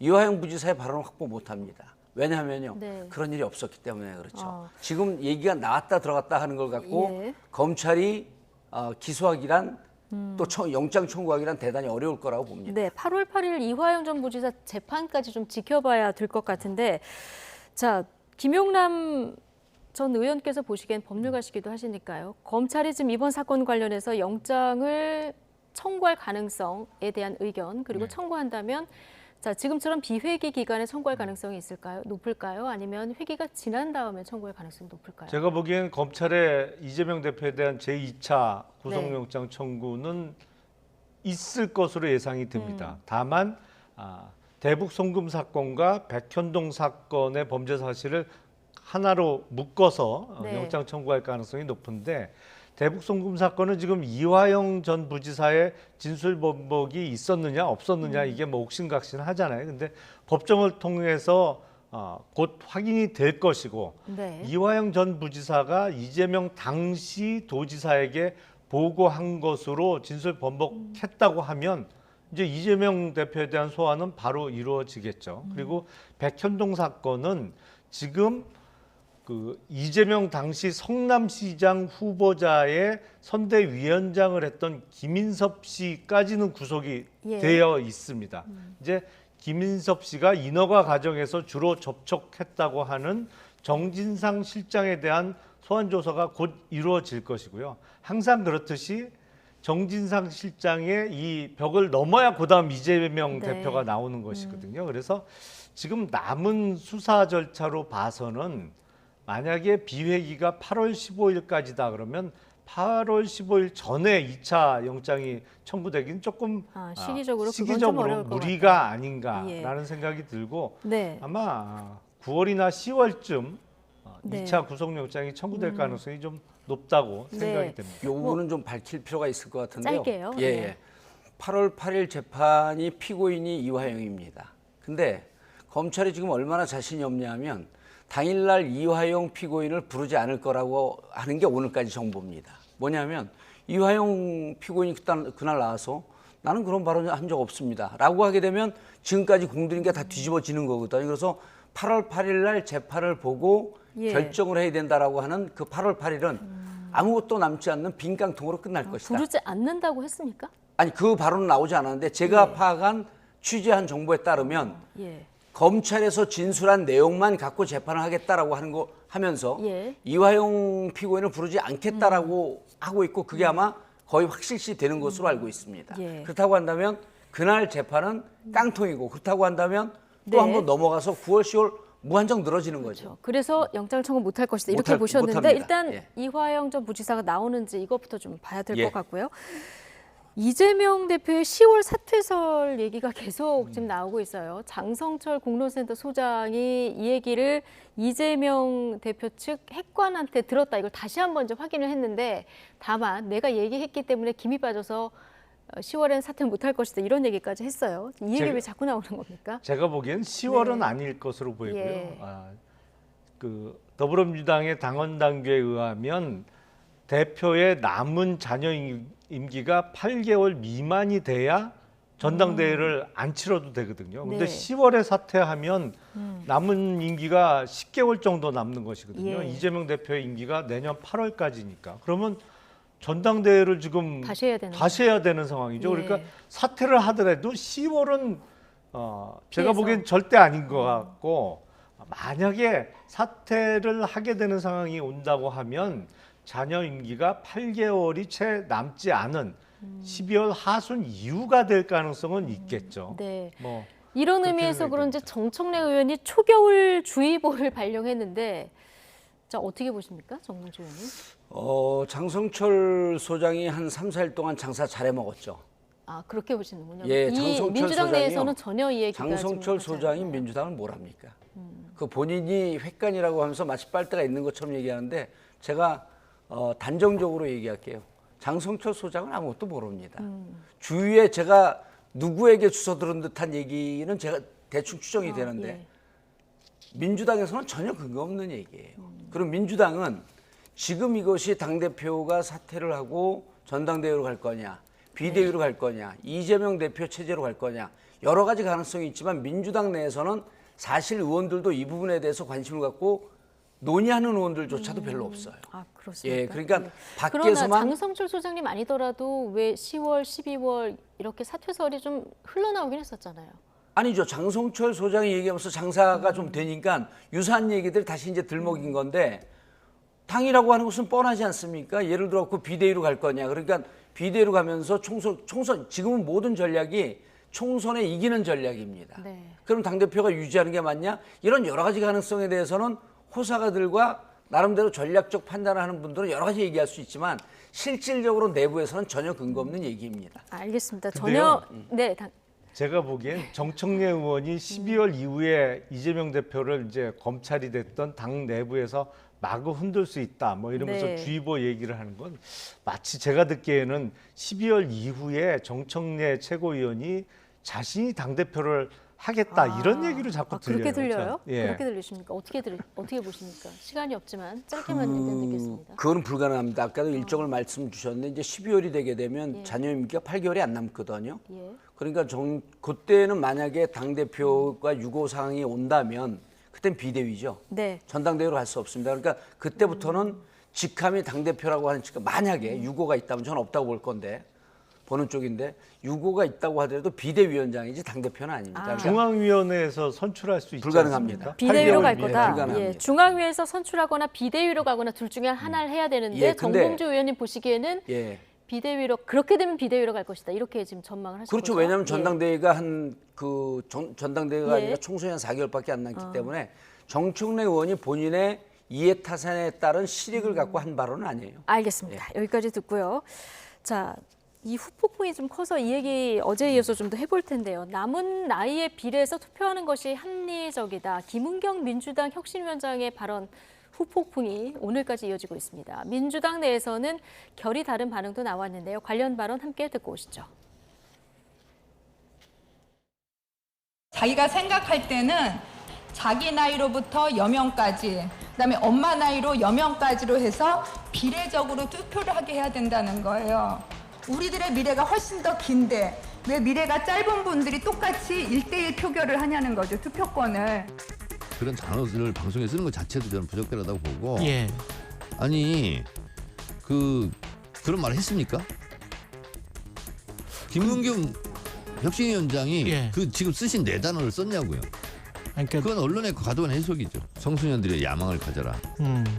그러면 청소년들에게 용기를 주고 도전 정신과 앞으로 미래를 개척할 이런 얘기잖아요. 그건 굉장히 몰상식하고 반상식적인 얘기죠. 지금 김 위원장의 경우는 지금 한두 번이 아니지 않습니까? 자꾸 뭐가 왜곡됐다, 뭘 갈라치기 한다라고 상대를 탓하거나 언론을 탓하는 건 아주 안 좋은 습관들 아닙니까? 맨 처음 들었던 김은경 위원장의 발언. 김은경 위원장은 이게 맥락이 이상하게 잘려서 연결됐다 이렇게 얘기하셔서 조금 제가 덧붙여드리면 저희가 최대한 길게 들려드렸습니다마는 민주주의 국가가 1인 1표제이기 때문에 현실적으로 어렵다 이런 말은 덧붙였지만 이 의견은 매우 합리적이다 이렇게 얘기를 한 상황입니다. 노인 비하라는 말을 김은경 위원장이 했냐, 이거 너무 언론의 과한 해석 아니냐, 이게 정청래 의원의 얘기고요. 이상민 의원 같은 경우는 좀 반상식적인 얘기다 이렇게 굉장히 비판한 상황인데 당내에서는 뭐 의견이 어느 쪽에 더 많습니까? 제가 보기에는 이제 김은경 위원장의 혁신위원장의 풀 센텐스를 보면은 이렇게 오해할 만한 여지는 많지 않은데 이제 거두절미하고 그 부분만 딱 잘라서 보게 되면 노인 비하 발언이라고 주장하는 사람들의 주장도 설득력이 좀 있어 보이는데 정청래 의원의 얘기는 적절해요. 근데 이상민 이분은 늘 당내에 무슨 일이 있으면 그걸 항시 풀 센텐스를 잘 안 보고 발언을 해요. 그래서 그렇기 때문에 오해받을 소지는 있지만 실질적으로 본인이 의도했던 것보다는 좀 과장된 측면이 있다. 네. 그리고 요새는 해프닝으로 끝날 일이지 이걸 갖고 뭐 계속 얘기할 그런 일은 아니다 이렇게 봅니다. 이렇게까지 후폭풍이 있을 예, 일은 아니다. 예. 그러면 자 그런데 여기 현역 의원이 좀 이 발언을 두둔하다가 예. 이런 발언이 나왔어요. 양이원영 의원인데 지금 투표하는 많은 이들이 미래에 살아있지도 않을 사람이라고 해서 좀 논란이 됐는데 물론 양이원영 의원이 이걸 삭제하고 해명을 하긴 했어요. 이건 좀 적절하다고 보십니까? 양이원영이 좀 더 요즘 철학 공부 열심히 하면서 좀 철학적 함의를 담은 표현을 좀 하고 싶었던 모양이었는데 이제 이게 철학적 함의를 담은 표현이라고 아니 그러니까 보십니까? 지금의 사회를 누가 책임질 것인가라고 하는 담론으로 들어가 볼 수 있는 거죠. 근데 이제 요거조차도 네. 오해받을 소지가 있기 때문에 본인이 삭제를 했잖아요. 그러니까 예. 이런 거는 이런 게 이제 이 논의를 자꾸만 파고 들어간 건 뭐냐면 민주당 갈라치기 하기가 재밌는 거예요. 그러니까 이 얘기를 여기서 지금 네. 계속 끌고 나가는 것도 저는 별로 그렇게 이뻐 보이진 않습니다. 끌고 나가려고 하는 건 아니고 예. 오늘 발언들이 많이 보도가 예. 됐기 아니, 때문에 그러니까 저희가 발언이 계속 나오더라고요. 예, 그렇죠. 예. 질문 하나씩 예. 지금 드리고 마무리할 건데 김용남 전 의원 얘기 듣고 마무리하겠습니다. 김은경 혁신위원장이 논란을 일으켰고 양이원영 의원이 확인 사살을 해줬죠. 확실한 노인 비하죠. 뭐 더 이상의 논란은 필요 없을 것 같고요. 이게 혹시나 했는데 역시나라고 더불어민주당의 혁신위는 실패다. 뭐 결론적으로는 그렇게밖에 생각이 안 됩니다. 혁신위는 실패다. 이 의견에 대해서 어떻게 보시는지 짧게만 좀 듣고. 희망회로 계속 돌리세요. 네. 잘 갈 것이다. 예. 네, 계속 그렇게 알겠습니다. 우기세요. 그러니까 희망회로 돌리는데 그 희망처럼 안 되는 게 국힘의 앞날 아닙니까? 두 분이 나오시면 꼭 마지막에 이렇게 설전을 벌이시더라고요. 자, 최은순 씨는 구속됐죠? 예. 그거 아시면서 왜 네. 물으세요? 다시 한번 상기시켜 드리려고요. 여기서 또 대통령 장모 얘기까지. 예. 아니 그거는 잘 마지막에. 모르는 분들이 네. 있기 때문에 계속 말씀드려야 네, 됩니다. 저희가 속보로도 전해드렸기 대통령 때문에. 장모인지 또 확인해 주시네. 아니 예. 그러니까요. 그렇게 또 마지막에 관계없는 얘기를 또 덧붙이셔가지고 여기서 나이트 포커스는 마치겠습니다. 오늘은 정봉주, 김용남, 전재규 두 분과 함께했습니다. 고맙습니다. 감사합니다.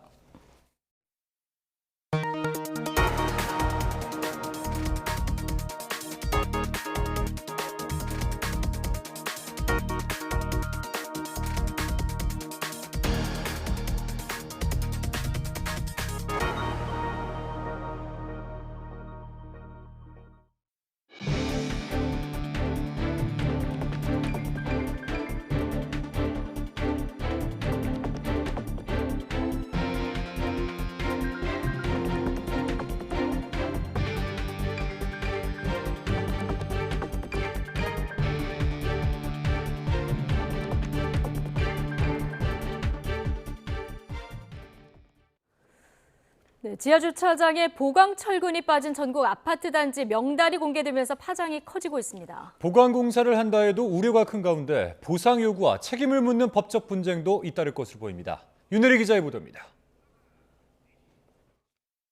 지난해 4월 380세대가 입주한 경기 남양주에 있는 아파트 단지입니다. 이곳 지하주차장은 지난 4월 붕괴 사고가 발생한 인천 검단 아파트와 똑같은 무량판 구조로 시공됐습니다. 국토부 조사 결과 기둥 302개 가운데 126개에서 보강철근이 빠진 사실이 드러났습니다. 현재 이 기둥 양 옆에는 안전 확보를 위한 가설 지지대가 설치돼 있습니다. 이 기둥 머리부에 강제 철판을 덧대 지지력을 확보하는 방식으로 보강 공사가 진행될 예정입니다. 발주처인 LH는 이번 달 중 입주민 설명회를 열고 보강 공사 일정을 협의할 계획입니다. 하지만 일부 주민들은 여전히 불안을 호소합니다. 사실 기둥이 잘못됐다는데 불안하지, 무너질까 봐. 한마디로 그런 일이 많잖아요 지금. 계획대로 잘 그게 핸들을 해야 되는데 그게 막 너무 어이가 없어. 실거주 의무가 풀리는 내년 집값에도 영향을 미칠 텐데 손실보상을 요구해야 하는 것 아니냐는 목소리도 나옵니다. LH는 입주민들의 의견을 적극적으로 수렴할 예정이라고 밝혔습니다. 다만 설계가 아닌 시공 문제인 만큼 보상 방안에 대해선 시공사와 협의가 필요하다고 설명했습니다. 이처럼 국토부가 공개한 철근 누락 아파트 명단 가운데 입주를 이미 마쳤거나 입주 중인 단지는 모두 9곳입니다. 지붕을 버틸 수 있는 하중 계산을 빠뜨리거나 아예 다른 도면으로 엉터리 시공을 한 경우가 다반사입니다. 전문가들은 부실 시공 문제가 확인된 만큼 입주민들이 손해배상을 요구할 수 있다고 보고 있습니다. 정치적 고통에 대한 피해 보상을 좀 협상 단계에서 요구할 것으로 생각이 되고, 만약에 양 당사자가 만족할 만한 어떤 결과에 도달되지 않으면 법적인 분쟁까지도 갈 거라고 생각이 들어요. 부실 시공 책임 소재와 보상 비용 부담 주체를 두고 LH와 시공사 간 법적 분쟁이 불가피할 것으로 보입니다. YTN 윤혜리입니다. 정부가 철근 누락 전수조사에 나서기로 한 민간 아파트 293개 단지 중에는 지하 주차장뿐만 아니라 주거동에 무량판 구조를 채택한 곳도 다수 포함된 것으로 확인됐습니다. 국토교통부는 2017년 이후 준공된 전국 민간 아파트 중 무량판 구조를 채택한 단지가 모두 293개라고 밝혔습니다. 지난해 1월 외벽이 붕괴하면서 인명피해까지 일으켰던 광주 화정 아이파크 아파트는 주거동에 무량판 구조를 채택한 곳이었습니다. LH 발주 아파트는 지하 주차장에만 무량판 구조를 사용했습니다. 국토부는 이번 달 중 점검 일정과 방법에 대해서 밝힌 뒤 본격적인 점검에 들어갈 예정인데 안전진단 결과가 나올 때까지 3개월가량이 소요될 것으로 보입니다.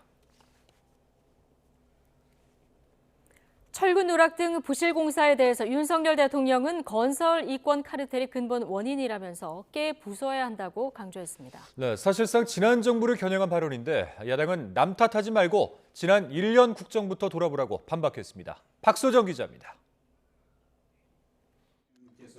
철근 누락이 드러난 LH 발주 아파트 지하 주차장과 관련해 전수조사를 지시한 윤석열 대통령.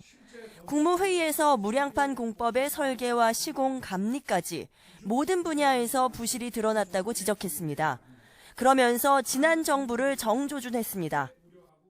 무량판 공법 지하 주차장은 모두 우리 정부 출범 전에 설계 오류, 부실 시공, 부실 감리가 이루어졌습니다. 정부는 무량판 시공이 문재인 정부 때인 2017년부터 널리 쓰이기 시작했다고 보고 있습니다. 윤 대통령은 문제의 근본 원인이 건설 이권 카르텔에 있다고 규정한 뒤 이렇게 주문했습니다. 국민 안전을 도외시한 이권 카르텔은 반드시 깨부숴야 합니다.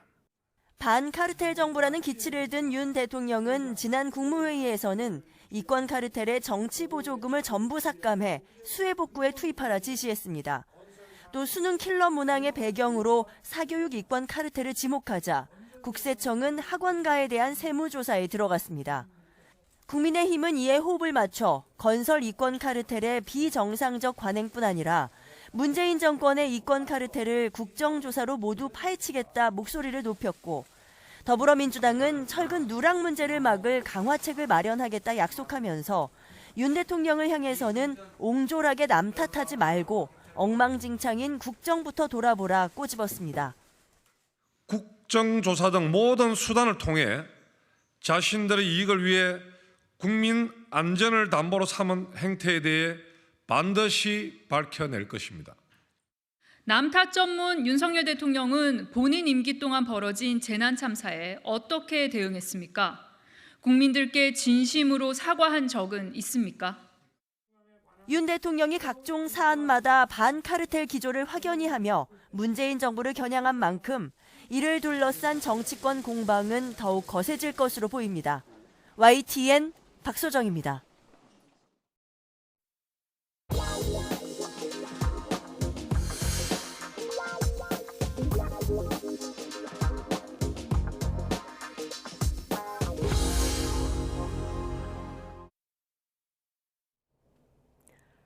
네, 오늘 경기도 여주 점동면 기온이 사람 체온보다 높은 38.4도까지 치솟았습니다. 그 밖에 강원도 정선 기온이 35.9도, 청주와 강릉, 광주 낮 기온이 35도를 웃돌았고 서울도 34.2도를 기록했습니다. 밤 사이에는 서울 등 내륙 곳곳에서 최저 기온이 25도를 웃도는 열대야 현상이 나타나겠고 내일도 서울 등 내륙 낮 기온은 35도 안팎까지 크게 치솟겠습니다. 찜통더위와 열대야는 다음 주 후반까지 길게 이어질 전망입니다.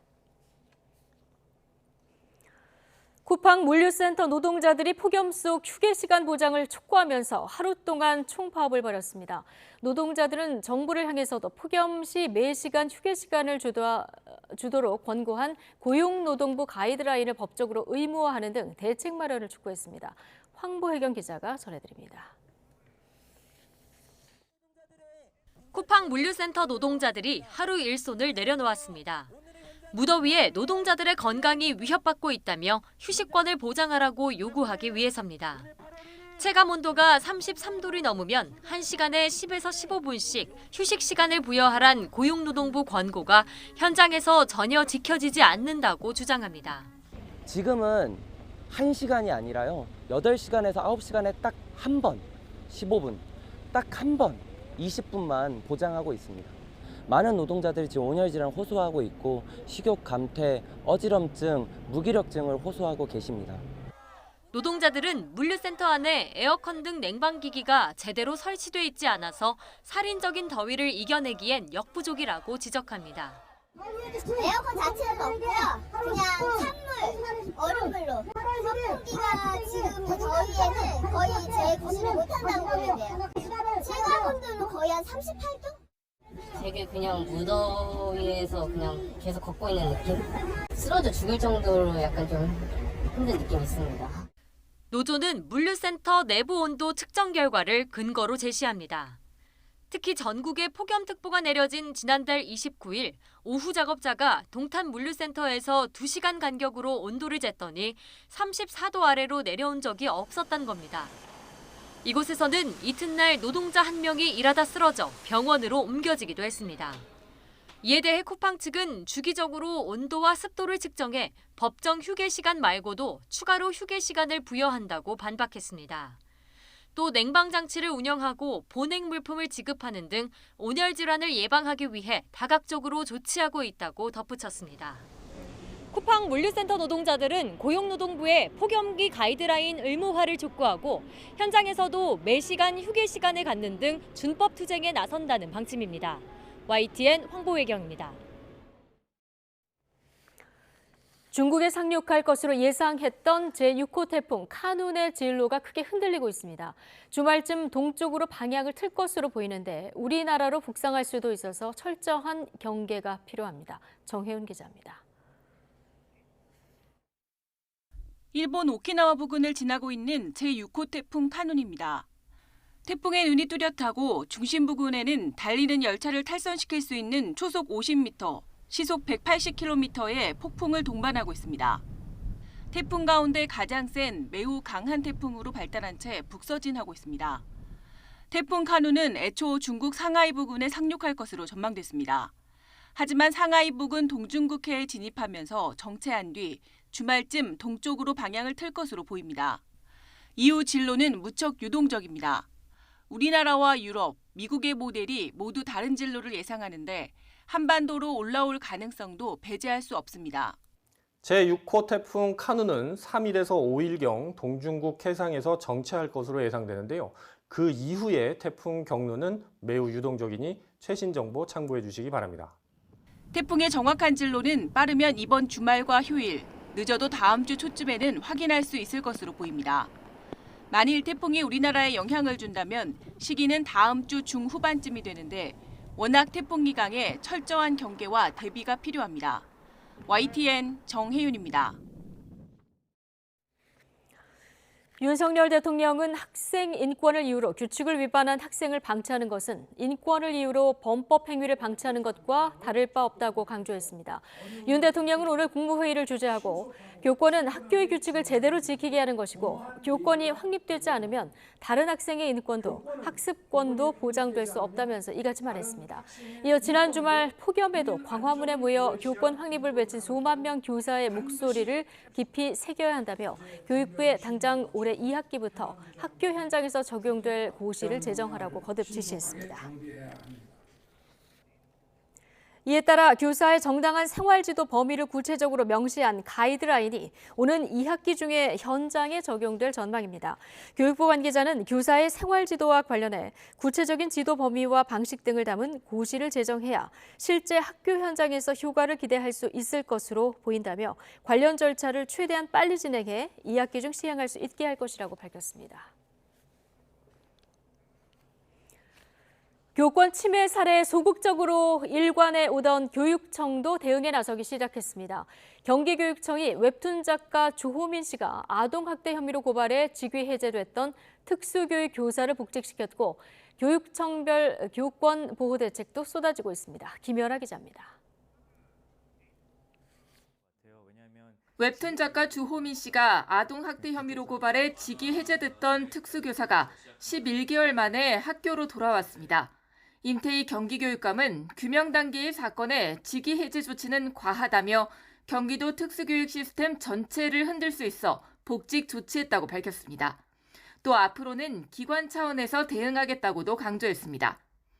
교육당국은 그동안 교육공무원법을 근거로 아동학대 신고가 접수되면 무조건 직위 해제 조치부터 했는데 악성 민원과 무차별적인 아동학대 신고 실태가 드러나면서 입장을 바꾸는 곳이 나온 겁니다.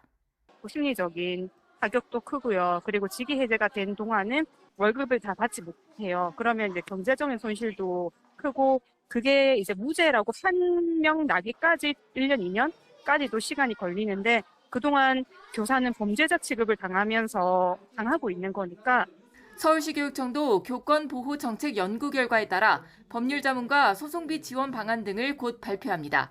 분쟁 예방을 위해 교권보호위와 별도로 학교 분쟁 조정위원회를 설치하는 것도 유력 검토하고 있습니다.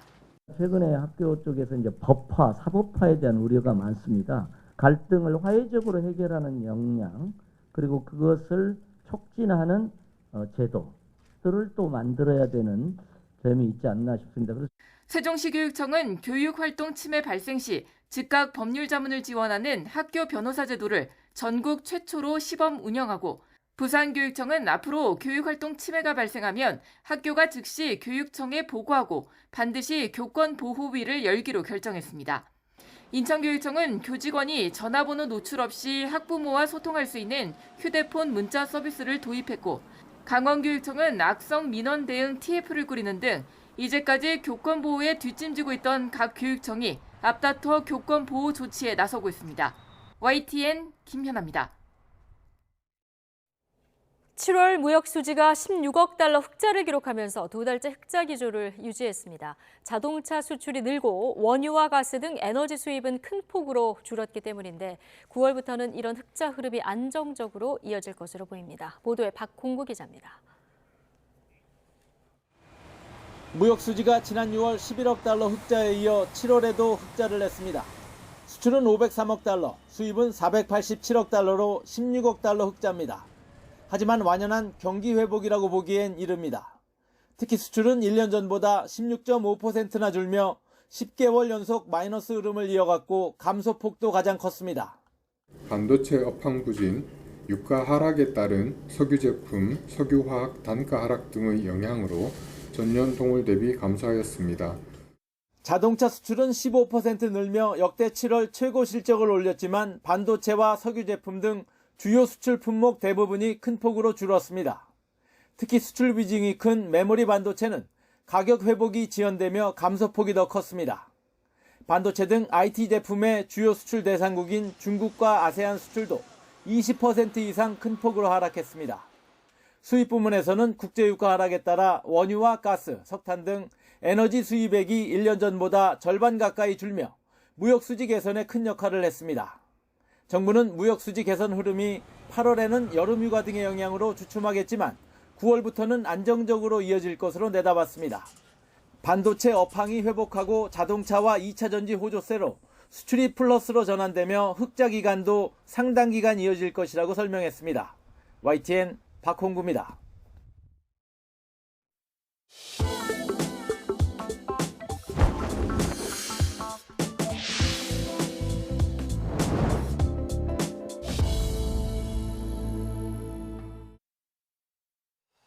조국 전 법무부 장관의 아들 조원 씨가 최근 자신의 입시 비리 혐의 등과 관련해 검찰에 서면 진술서를 낸 것으로 파악됐습니다.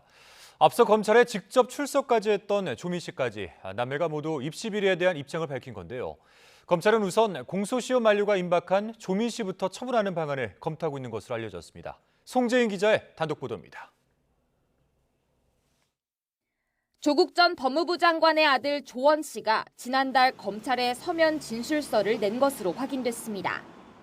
지난 2018년 연세대학교 정치외교학과 석박사 통합과정에 지원하면서 가짜 인턴 활동 확인서를 낸 혐의에 대한 입장을 밝힌 겁니다. 이렇게 취득한 석사 학위를 최근 자진해 반납하기로 결심한 배경도 진술서에 함께 담은 것으로 알려졌습니다.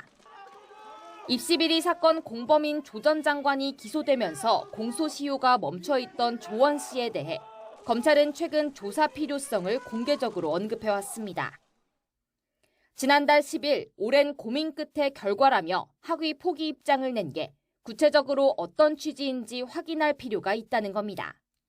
과연 진정성 있게 반성하고 있는지 정확히 따져봐야 기소유예 참작 근거로 삼을 수 있다는 건데 검찰은 조원 씨 서면 진술서에 명확한 반성의 의사가 담기지는 않았다고 보고 있습니다.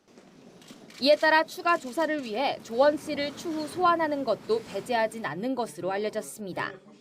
다만 공범인 부모는 물론 인턴 확인서를 내준 민주당 최강욱 의원에 대한 대법원 확정 판결도 아직 나오지 않은 만큼 앞장서 조원 씨 수사를 서두를 필요는 없다고 보고 있습니다. 검찰이 입시비리 사건으로 수사하는 남매 가운데 조민 씨부터 처분할 거라는 전망이 나오는 이유입니다. 조민 씨 부산대 입시비리 사건 공소시효는 이번 달 26일에 끝나는 만큼 이 안에 기소 여부를 결론내야 합니다.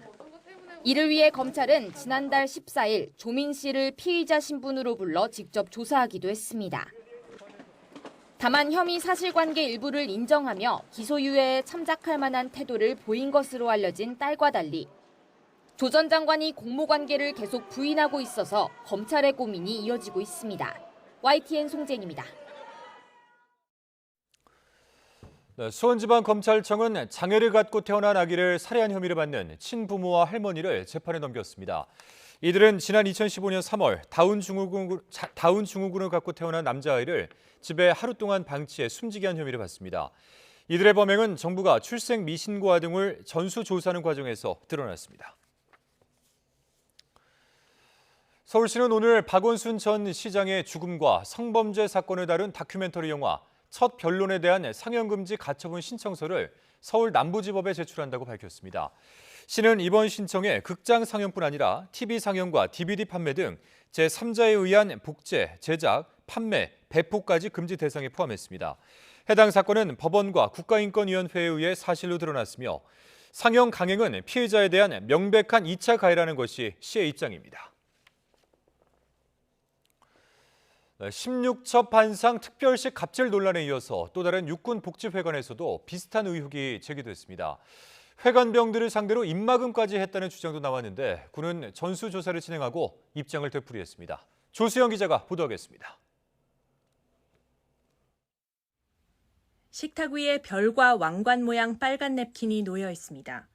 군 복지회관 회관병들이 장성급 혹은 대령, 원사급 간부가 올 때마다 하나하나 정성껏 접은 겁니다. 이른바 백마회관 16첩 반상 갑질 논란에 이어 군인권센터가 상급 부대인 1군단 광개토 제1회관에서도 갑질 의혹이 있다며 공개한 사진입니다. 군 단장 등 고위 간부가 방문하면 메뉴판에도 없는 보거 지리탕, 꽃게탕, 장어 등을 내놓아야 했고 일반 손님들에게 나가지 않는 제철 과일과 경단, 차 등 후식도 반드시 제공해야만 했다는 주장입니다. 특히 백마회관 특혜 의혹이 폭로된 직후에는 상급자의 입단속이 있었다는 주장도 제기됐습니다. 실태 파악을 위해 군단 고위 간부와 육군본부 감찰 인력이 회관을 방문하는 날, 회관 관리관이 회관병들에게 우리는 걸릴 것이 없고 이번 사건에 연루될 만한 것은 없다고 입막음을 시켰다는 겁니다. 또 설문과 상담이 끝난 뒤에는 자신을 갑질 가해자로 지목한 것 아니냐고 겁박한 것으로 알려졌습니다. 이 관리관은 병사들에게 폭행과 폭언을 일삼았다는 의혹도 받고 있습니다. 앞서 1군단 산하 9사단 백마회관에서도 특별식 갑질 논란과 관리인의 폭언, 폭행 의혹이 제기됐습니다. 국방부는 전 군을 상대로 전수조사가 진행 중이라고 밝혔습니다.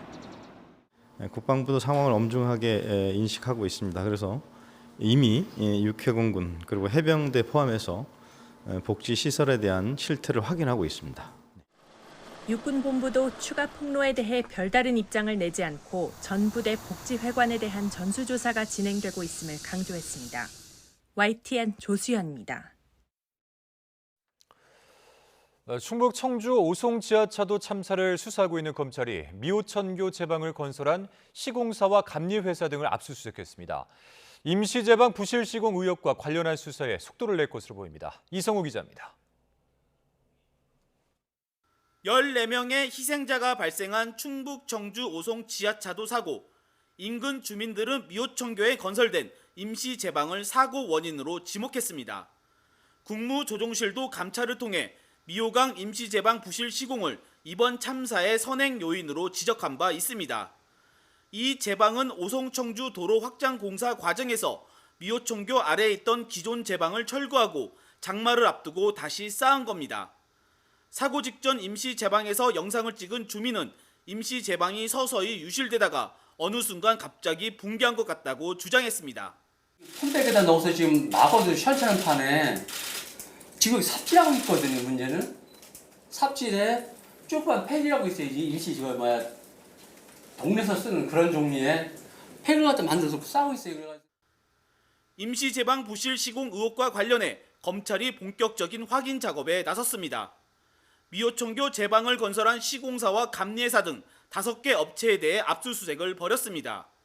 검찰 수사본부는 이들 업체에 수사관을 보내 미호청교 임시제방 부실 조성 의혹과 관련된 자료를 확보한 것으로 알려졌습니다. 검찰 관계자는 미호청교 임시제방 부실 시공 의혹을 확인하고 추가로 확인할 사항이 생겨 압수수색을 벌였다고 밝혔습니다. 검찰은 이번 압수수색을 통해 확보한 자료를 바탕으로 수사 대상자와 참고인 등의 조사에 속도를 낼 계획입니다. 앞서 검찰은 지난달 24일부터 사흘간 충청북도와 행정중심 복합도시건설청, 청주시 등 5개 기관을 압수수색했습니다. YTN 이성우입니다. 코로나 이후에 처음으로 열리는 대규모 청소년 국제 행사 세계 스카우트 잼버리가 전북 새만금에서 개막했습니다.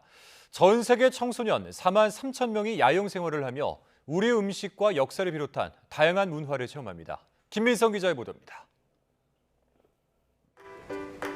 말레이시아와 프랑스 청소년들이 멀리 한국에서 악수로 인사를 시작합니다. 어떤 꿈을 안고 모였건 이 순간부터 다 같은 스카우트 동료입니다. When did you arrive? When did I arrive? You mean Korea or In here? Korea, yeah. Korea, I actually arrived last night. 앞으로 이들을 기다리는 건 모험의 시간. 소녀는 이번 잼버리를 위해 3,000 유로를 직접 마련했다며 기대감을 보였습니다. We organize party. We sell socks. I wanted to meet people and visit Korea because it's an incredible. 이번 대회의 가장 큰 장애물은 폭염을 비롯한 날씨입니다. 아직 본격적인 캠핑은 시작도 안 했는데 개막 하루 전날에만 참가자 11명이 온열 질환으로 치료를 받았습니다. It's very hot. It's way hotter than Malaysia. I think so. Just by me coming here, I got headache 2 times a day. 전 세계 158개국 청소년 4만 3천 명이 이번 대회에 참가했습니다. 축구장 1260개 규모 야영장에서 텐트를 치고 생활하며 다양한 생존 기술을 익힙니다. 청소년들이 자신들의 꿈을 이곳에서 설계하고 또 아름다운 대한민국과 전북의 멋을 머릿속에 간직하는 좋은 행사가 되기를. 참가자들은 국내 주요 관광지와 유적지를 돌며 우리나라의 자연 환경과 역사도 배우게 됩니다. 거꾸로 세계 잼버리에 참가하는 각국 대표단은 자기 문화와 전통도 우리 국민에게 선보일 예정입니다. K-팝이나 날씨, 사람, 한국의 모든 것들을 경험하게 될 청소년들이 어떤 기억을 안고 돌아갈지는 앞으로 열흘 무한한 가능성이 열렸습니다. YTN 김민성입니다. 동호회원들과 경기 화성의 제부도 해수욕장을 찾았던 50대 남성이 바다에 빠져 숨졌습니다. 관련 신고는 오늘 오후 3시 40분쯤 접수됐고 A씨는 수색 50분 만에 육지로부터 100m 떨어진 지점에서 심정지 상태로 발견됐습니다. 해경은 술을 마시고 바다에 들어간 동호회원이 돌아오지 않는다는 최초 신고 내용을 토대로 정확한 경위를 조사하고 있습니다. 오늘 오전 11시 10분쯤 경북 울릉군 북면에 있는 바닷물 풀장에서 물놀이하던 13살 A군이 물에 빠져 숨졌습니다. 소방은 A군이 풀장에 물을 채우는 배관에 팔이 끼어 빠져나오지 못한 것으로 추정했습니다. 경찰은 잠겨 있어야 하는 배관실 문이 열려 있었고 시설 일부가 고장나 있던 점 등을 토대로 풀장을 운영하는 울릉군청의 과실 여부를 조사하고 있습니다. 전국 최초로 경기도 성남에서 드론 배송 상용화 서비스가 시작됐습니다. 탄천 물놀이장 2곳에서 시범 운영에 들어갔는데 성남시는 시민들이 많이 찾는 곳 위주로 배송 지역을 점차 확대해 나갈 계획입니다. 최명신 기자입니다. 물놀이 나온 시민이 치킨과 콜라를 주문합니다. 그러자 배달업체가 주문 내용을 확인하고 드론 배달 거점으로 물건을 보냅니다. 적재를 완료한 드론이 미리 설정한 비행 경로를 따라 물놀이장 앞에 설치된 배달 장소에 물건을 내려놓습니다. 주문에서 배송까지 걸린 시간은 불과 7분 남짓. 깜짝 등장한 드론 배송 서비스에 이용자들의 반응은 뜨겁습니다. 위에서 떨어져서 이게 뭐 망가졌거나 이럴 줄 알았는데 포장 상태도 굉장히 좋아서 안에 뭐 봤는데 뭐 내용물도 망가지지 않고 잘 온 것 같습니다. 성남시가 전국 최초로 드론 상용화 서비스를 시작했습니다. 우선 탄천 내 물놀이장 2곳이 대상입니다. 피자나 치킨, 커피 같은 먹거리를 비롯해 방수 기저귀나 튜브 등 물놀이 용품, 응급 처치 세트도 주문 가능합니다. 배송료는 3,000원으로 민간 배달 서비스와 크게 차이가 없습니다. 6km 반경 안에 어떤 지점이든 들려서 물건을 픽업하고 다시 가져다 돌 수 있는 그런 스펙인데 현재 성남시엔 모두 25곳의 도심 물놀이 시설이 있는데 한결같이 편의시설 접근성이 좋지 않습니다.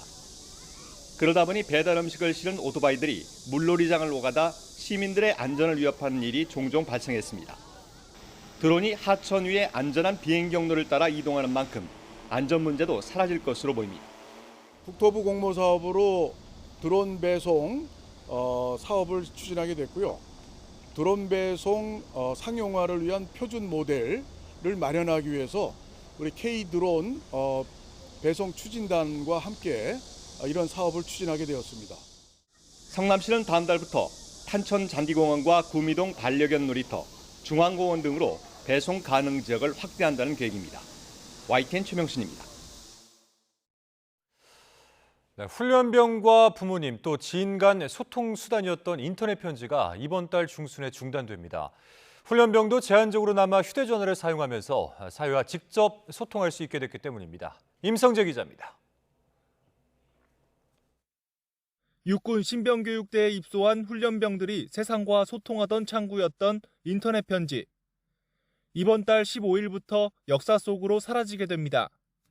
그동안 부모님과 지인이 훈련소 홈페이지나 국군소통 애플리케이션에 접속해 편지를 쓰면 훈련병들은 출력물을 전달받는 방식으로 세상과 소통을 이어왔습니다. 하지만 훈련병도 제한적으로나마 휴대전화를 직접 사용할 수 있게 되면서 상황은 변했습니다. 신병대 훈련병들의 대상으로 휴대폰 사용을 시범제 적용함에 따라서 과거에 하던 인터넷 편지 쓰기 그리고 출력해서 적용하는 것은 중단하는 것으로 지금 결정이 됐고 지난달 3일 입대한 육군, 해군, 공군, 해병대 훈련병들은 이미 주말과 공휴일 1시간씩 휴대전화를 사용하고 있습니다. 사회와 직접 소통이 가능한 수단이 생기면서 여러 단계를 거쳐야 하는 인터넷 편지는 다소 번거로운 수단이 됐습니다. 고된 훈련에 한 줄기 빛과 같던 인터넷 편지는 이제 장병들의 추억 속에 남게 됐습니다. 일단 사회와 단절된 거를 처음 느껴보니까 확실히 편지에 대한 느낌이 확 오더라고요. 부모님 보냈을 때 맨 처음 울컥했고 친구들 보냈을 때 재밌었고 인편 이런 것 덕분에 훈련도 열심히 더 받을 수 있었던 것 같습니다. 핸드폰을 받아도 이제 편지도 다른 그런 느낌이 있는데 사라지는 건 좀 아쉬울 것 같습니다. 해군과 공군은 당장 인터넷 편지를 없앨 계획은 없는 것으로 전해졌습니다. 인터넷 편지가 줄어들면 육군 외 다른 군에서도 자연스럽게 폐지가 검토될 것으로 보입니다. YTN 임성재입니다. 네, 부산대병원 노사가 파업 20일 만에 중재안에 합의했습니다. 부산대병원은 병원 이사장인 차정인 부산대 총장의 중재안에 노사가 합의하고 이르면 내일부터 정상 진료가 이루어질 예정이라고 밝혔습니다. 합의안에는 불법 의료 근절과 인력 확충, 비정규직의 정규직 전환과 임금 인상 등의 내용이 담겼고 노사는 내부 절차를 거쳐 올해 임금 및 단체 협상 교섭에서 최종 합의를 발표하기로 했습니다.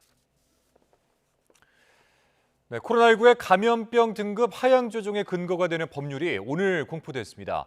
정부는 오늘 국무회의를 열고 개정된 감염병 관리법을 공포했습니다.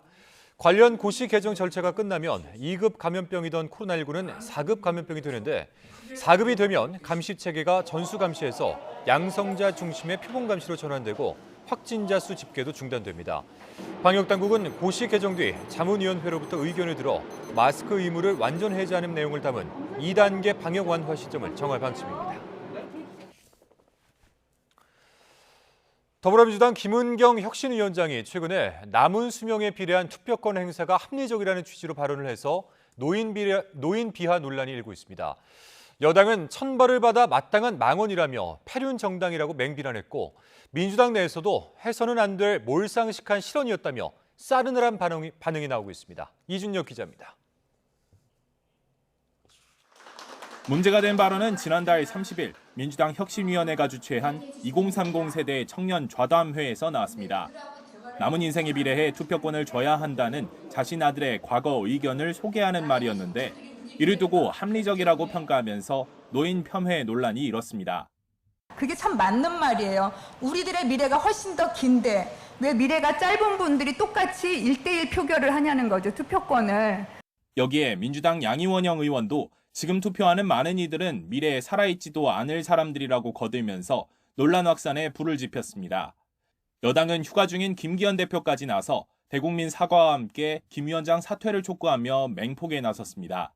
민주당의 노인 무시 DNA의 활용 정점이라며 어르신들의 기적 같은 성취에 단 한 줌의 경외심도 찾아볼 수 없는 천박한 인식, 천벌을 받을 망언이라는 겁니다.